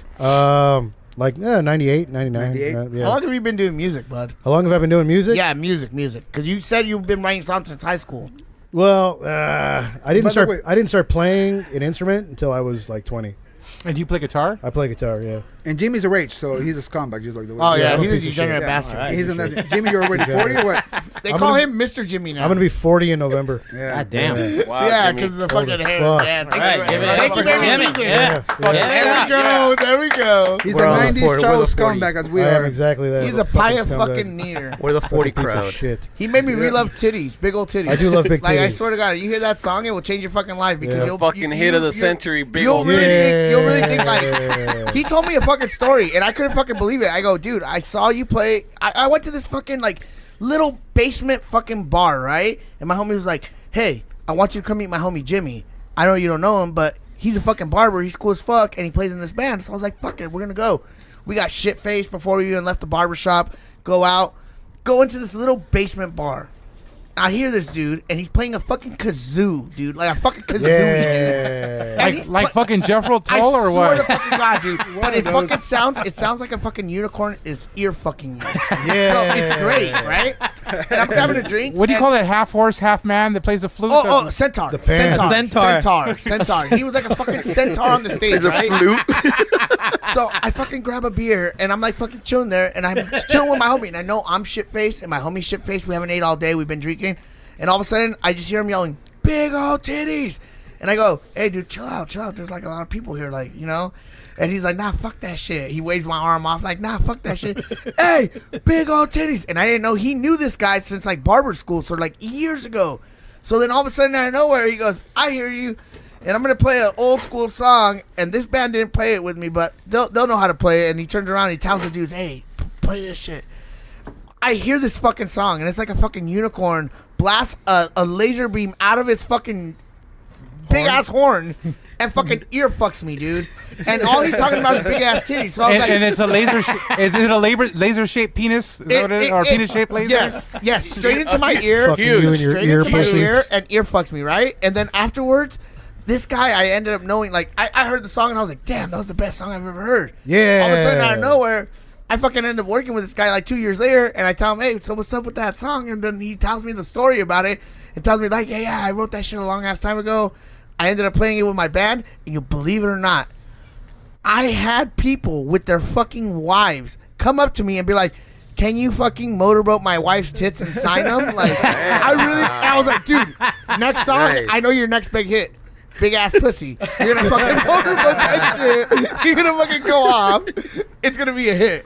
Big Then, ass pussy. then to follow that up, big ass brown eye. Yeah. Big ass winky guy, right? We got to get into what does Doug Stanhope call it? The shit pussy. The shit pussy. Or you Shit do, pussy. you do what that one that white kid did at Coachella, the little white boy, that fucking Oh, the yodels. yodeler? He goes, give me that big brown eye. Jimmy, what's your background in music, brother? That influence you get to to where you are right now. My music has been described as the Cramps meets Social Distortion, Okay. but there's a big Johnny Cash influence in there too. Okay. Obviously. I would say it's more like Johnny Cash met a bunch of big ass titties. Yeah. There's a lot of illicit With a little bit of NSYNC and NSYNC Clown Posse in there. Oh man. And Easy, and you like see his, Those are my dance moves. backup dancers. Oh my god. You have backup dancers? Yeah, hell yeah. Oscar's one of them. Hell yeah. And if, yeah. and if the girls take their fucking tops off, Fucking, it's all truffle shuffle. extended All version of it. Trumbo Shumble? I Yeah. fucking nailed the Trumbo Shumble, dude. Fuck yeah. Low-key, though, he when I seen him, it was like a whole fucking, like, tiki vibe. I could see, like, the bitches in the grass skirts, like, doing their fucking little dance, and he's doing the Yeah, kazoo. yeah. Shaking their tits. That's Yeah, what I'm yeah, saying. yeah. Like, and they're fucking, like, shaking the rack. Like, almost like they're fucking trying to go clockwise and counterclockwise. If they had tassels, I would know what direction I'd be looking at. That's what I'm saying. Like, it's fucking magical, dude. It's fucking magical. You gotta see it. If you haven't seen it, like, God. We gotta check you out. You gotta keep us posted on your next gig. Yeah, definitely. yeah. Dude, let us know. We'll put it on the website. Fuck yeah. Shit. Did you guys Also, he's an actor. So if you guys got any gigs, fucking yeah. put throw it his way. any porn scenes? He He'll do does porn the best. too. He's I do all that shit. He fucking does the best dirty greaser man It was, possible, dude. what the fuck was it? What? Oh, what the fuck was it? Haggard? You want me He's to? a haggard Haggard truck greaser? driver or some shit like that. Some shit like that. God damn it. Oh, man. He'll do porn. And I if the- still didn't he'll do fucking porn if get the it. money's right. That's it. He'll do it. What the fuck? You look like that. You better. I am a haggard like greaser. that. What I the know, fuck? you look You better like get that. to work, dude. Jesus fucking Christ. Dude, I think I think you need to change the image up a little bit. You need to Yeah. razzle dazzle it. Jimmy, let me ask you something, dude. I know you're very passionate about your acting because I know you, since I met you, you've always been a barber. You know, Yeah. and I know that acting has been part of your life as well. But if the money's right, will you be willing to do a porn scene? It's got to be a lot of money. The money's never fucking right. That's the thing. That's fucking free. I would do a porn scene for free. Wait. No, you wouldn't. No, you wouldn't. No, That you shit's wouldn't. free, my dude. Yeah. That shit's free. What if they wanted you to really do like a fucking outrageous scene? Like you're an actor, right? So you're like you have to be down with like kissing dudes. Like I want to. No, Wait a for real, minute. I'm being Wait a serious. fucking minute. I'm being serious. Wait, I'm being wait, very whoa, serious. whoa, No. We're in Long Beach, man. Damn. I understand. No, I mean, like- understand we're in Long Beach, but it's Well, like you know what? 2018, Sean Penn, James right? Franco, Right? Yeah, right? yeah. Tom Hanks. That's what I'm you saying. know? Like, how DiCaprio, Yeah, they got everybody. paid fucking millions of dollars. Exactly. And they won Oscars. Okay, but Exactly. how serious? How serious? Like, I'm about barbering. You know, like I cut hair all day, every day. You tell me to fucking cut somebody's hair, I don't give a fuck if it's a goddamn fucking bum. I'm gonna cut them up. Like, how serious are you to be like, yeah, I'm an actor, dude. Like, this is what I do. And if I have to kiss dudes every once in a while, so be it. I mean, What's the price on it? He said You're the money's married. right. That's the married. thing. If You're it's married. You're yeah, not hiding nothing. if it's a legit fucking part, that's then, what I'm saying. Yeah, A film, a real film. Yeah. But do you it? know, the thing is with like, I can name it all day. especially though, with like little indie shits, like everybody's a fucking producer now. Yeah, you're not gonna. The thing is, you got to remember that I've got a kid too. So That's true. I don't want that fool to be like 12, 13 and motherfuckers be like, hey man, I saw your dad fucking. I saw your backing dad down on tongue some fucking dude. some. So you know, Nowadays, it'll be like, your dad's cool. Want to what? Your son can I be like, look, hey. I look up to your dad. My dad has a fucking start a movement behind that Lamborghini. shit. My dad has a fucking Lamborghini and he picks me up in it every fucking day. Exactly, and that's Go what I fuck mean. Like, yourself. yeah, if there's I fucking, got paid out. Like, if there's fuck fucking it. Lambo money involved, yeah, fuck it. Like I don't all he give a did was fuck, kiss you a know? dude for the Yeah. Lambo. All he did was suck on Keanu Reeves' nipples. Yeah. I'll give him a little pinch and fucking little, all that shit. For your experience Fuck as it. far as being in the, It's my own Private Idaho Part 2. or like a background actor. And he cut his hair. What's Why are you sucking his nipples? He's like, let me give you a fade, baby. do you I was know? just trying to taper it up. Let me taper that up real quick. Do you know that if you were to get hired to do a porn scene, right? Yeah. Let's say just you're gonna fuck a girl straight, just a porn scene. Let's say whatever is 20 minutes to an hour. Do you know how much don't it give him that much pays? credit. Do you know how much it pays? Do you I know heard the it was budget? free. No, girls, cutting guys. up a porn star. I heard I was the guys cutting get paid like $100, but a girl can get paid $1,000 for a short. I cut up. Well, yeah, I because cut up a porn star for about you 2 can, years. You can give There me. you go. This You guy's can probably give got me more info. 5 cents. This is true fucking story. His name. Well, I don't know if I should say his I name. heard out they there. fucking have to I don't start wanna burn him. I don't want GoFundMes to burn for him. that. Then don't Yeah, don't burn him. Anyways, I was cutting this dude up for a while, right? And he was fucking. His baby's mama was a fucking porn star too. He hired my fucking lawyer to do his fucking like divorce shit. It was fucking messy. Crooked Mike. Wait, is Yes, Crooked Mike. Sal. Howard. Sal. Hey, that's fucking Sal. up. That's not his Howard name. fucking Sal. lawyer. Sal. His name is Sal. Wanna know why? Because this lawyer, that Saul Good? it doesn't man? matter. Sal Goodman, he gets the job fucking done. Whatever I need him to do, and I've had some do some fucking. He's like, hey, that's illegal. A lawyer can't do that shit. I'm like, hey, dude, just fucking make it happen, and we're good. Like, I got you too. He is Sal fucking Goodman. Rick, But I think we found the official lawyer for La Clika. There it is. no, Dude, if you I guys got need him, you. dude, I we got the you. connect. He's a homie. He's a homie. If you guys But need him, we got the he fucking connect, made man. it happen. He told me like he was talking to this dude. He was like, "Wanna know what? Like, for reals, you owe me a little bit of money. I hooked you up because you were you come from the barbershop or whatever." But then he told me like, this dude is making like about 1,000 to 1,500 per straight scene, right? That's what I was gonna say. Yeah. Per No, straight scene. no, he but didn't. it takes a full day shoot. And he said if he were to do a fucking like a half day shoot as a gay guy, or doing gay porn, he's like he's in the 4,000 to 5,000 range. He's like, hey dude, you gotta pay me my shit. Either you gotta start fucking doing gay porn, or I'm not your lawyer no more. Yep. And then Say, fucking hey, you dude better dropped pay me him. my shit because I don't want to have to push shit. Yeah, he's like, hey dude, you're the one that's fucking doing this job. What was your input, Leo? You were saying something right now. I was just saying that Go ahead. 1,500 was not accurate. He said 150. $150. For doing straight. $150. $150 $150. for a I'm telling scene. you, I heard $500 that's for what a he single said. That's scene what he said. to $1,000 And for he a said, female. but if He- you fucking fuck no. some dudes, 1,500, and if you let somebody fuck you, that's in the 5,000. That's fucking that incredible. makes more sense, dude. No, it does make a lot of sense, dude. It does, man. You know what? The IRS will told just have me. to wait. You know, Yeah, he told me, like, hey, this is. But this is chicks always what make more happened. money off the bat because they can. Oh, yeah. They can Oh, they dude, can do more shit. scenes. They don't have to worry about getting hard. They just fucking The guys don't sit there and take yeah, it. the guys. That's true. The guys are That's it. replaceable. But That's right. not only that, you could fucking have like, I don't know, some fucking random fucking guy, but the porn star is the one, the Yeah. star of the show. I mean, they're the ones that people are like watching for. They're not gonna be like, oh, look at the dick. They're gonna be watching.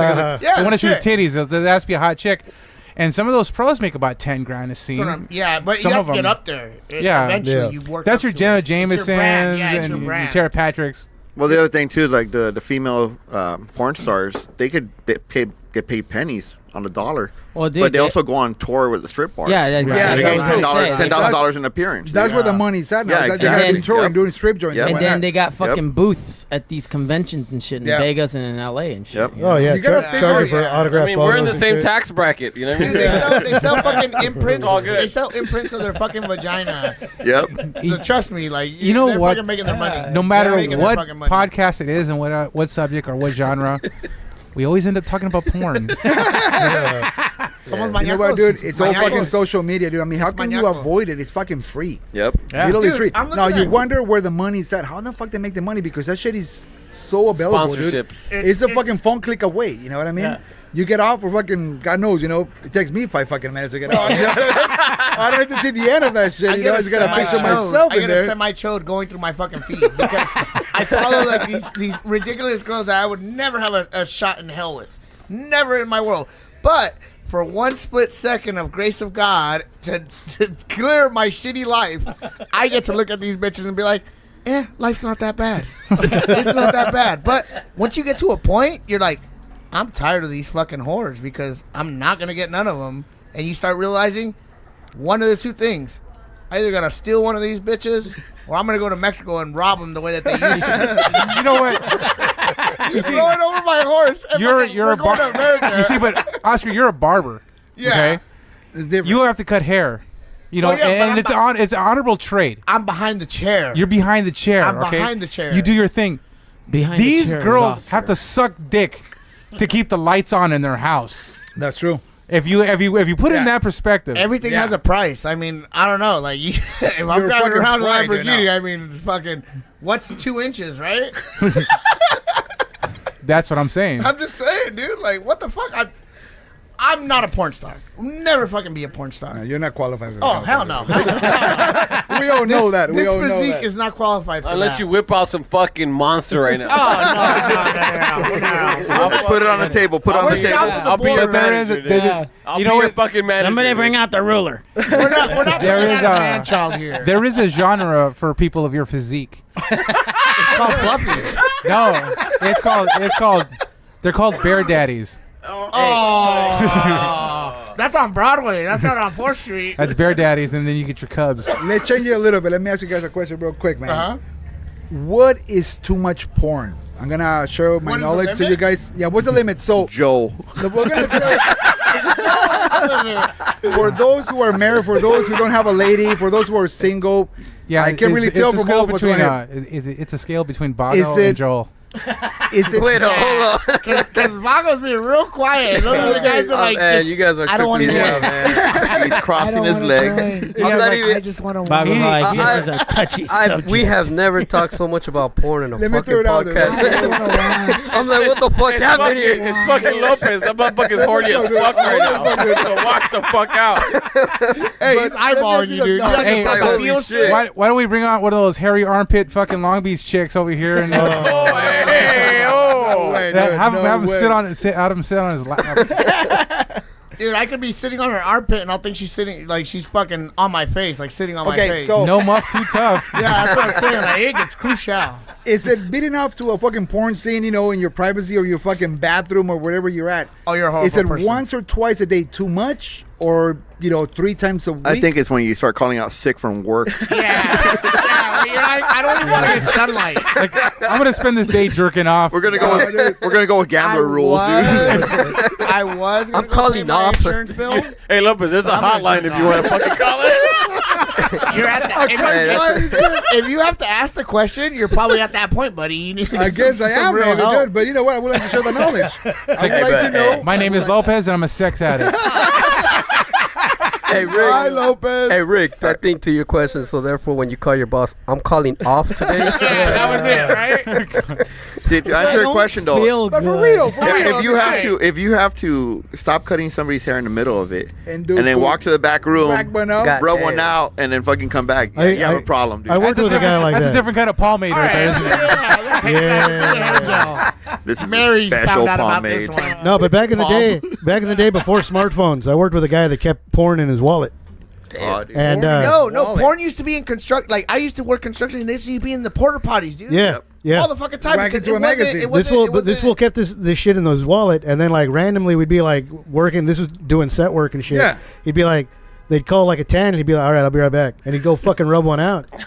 and at the to get in time, the zone. I thought this guy was fucking nuts. But now here we are, 15 years later and Talking shit. about it. He's Yeah. a And pioneer. my fucking phone is full of fucking porn. Yeah, he's a pioneer. I got So it. does mine. I got man. a nut 3 times a day. Or minimum. Yeah, Regardless so if that's you not a help problem. or not. exactly. If somebody wants to help me out, that's fucking great. But otherwise, I still got a nut 3 times a day, or I'm not fucking. You're not functioning. Jimmy. You're not- Yeah. You're not Jimmy. I can't You're get an You're through not my day. complete. Yeah, I he's an know that it asshole. sounds He's a kind of fucking sick, Well, but believe it or not, Jimmy the Jack. put it this way, dude. I never shake his hand, but I look at him in the eye and I go, "What's up, buddy?" That's why we do the fist air bump down. fist bump. Actually, Air fist Like, bump. what's up, man? Actually, the guy that played for Motown, the drummer that did a lot of the music for Motown. Right. Yeah. He used to actually have a porn magazine next to him in the studio while he was playing drums. No shit. Nice. Yeah, he had Okay. it right there playing. Look at Will Chamberlain. Will Chamberlain was one of the most famous basketball players of all time. He slept with like over 10,000 women in his NBA So career. they say. That means- Allegedly. Allegedly. Yeah, yeah. But that means you had to sleep with, and he was talking about like there was orgies at a time. There was fucking like random, like he would just check into his hotel and be I like with the believe it. reception. Yeah, of course, you're a fucking superstar. Like he would check into his to the receptionist and be like, "Hey, you know my room, like meet me up there." And the chicks would go up there and fucking bang him. Like, you get what I'm saying? Like, when it's getting thrown to you like that, what do? Are you really gonna be like, "Oh, I'm gonna be God-fearing man," or I'm gonna be like, "This guy"? His penis must look like a bombed fucking Syrian village and shit. Dude, if he has fucking herpes, that's like the best way to fucking get herpes. Because even Magic Johnson fucking got rid of AIDS. Like, at this point, money controls everything. Yep. But all I can tell you is that porn saves marriages. I'll tell you that much right now, dude. I don't know about saving marriages. It fucking does. If she knows what you do, she would have let you watch porn. My question is, what's Joe looking at right now? I don't know. Looking at porn. I know he's. Are you going fishing? He's looking at some stepmom or stepdaughter porn. That's the shit right now, man. Hey, Joe, No, Rick, he's into the new interracial because Are we I'm close not, to- I don't care if I'm fucking my sister. I'm not fucking my sister. They're just actors. Whoa. So welcome to the Clika podcast. that's a good intro right there, Cliff. I don't care if I'm fucking my sister. Welcome to La Clica podcast, They're actors. where we don't care if we're They fucking act. your sisters. They act. They're getting paid to act. We don't give a fuck. It's gonna No. be edited No. right, just like that. All right, That's guys. gonna be the intro. Let's change the fucking subject. my sister. Let's change the subject real quick, man. Without a good question, with all love and respect, man. What bring you guys to fucking Hollywood, bro? What bring you guys over to this fucking establishment, man? What's going on? I know Joel. I know Joel. Yeah, Joel. We got right here. Joel's ready. Joel's ready. I know Joel's ready. Oh, but he stopped fishing. I'm He's curious not fishing about, man. anymore. Hey, but are we close to the Aquarium of Pacific? Yeah, Oh, yeah. we're real close. We're like about 5 minutes. Dude, the away, Grand Prix was going on today, and we were hearing the fucking cars rev out here, dude, the whole Wow. time. Like, they So literally- the they Aquarium come of that Pacific's really close, right? Dude, it's literally like you're literally by the ocean, bud. Do you You're know how right many there. do you know how many fish they got there? Dude, you're right next to the guy. There's plenty of them. They got plenty of fish at the Aquarium of Pacific. Here we go. And it starts, people. They got some whales. They got They got some whales. seals. They got some fucking bluefish. That's I'm some gonna stingrays. make a beer run.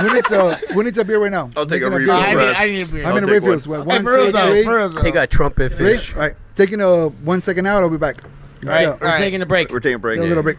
All right. You guys gonna refill? So now Go ahead.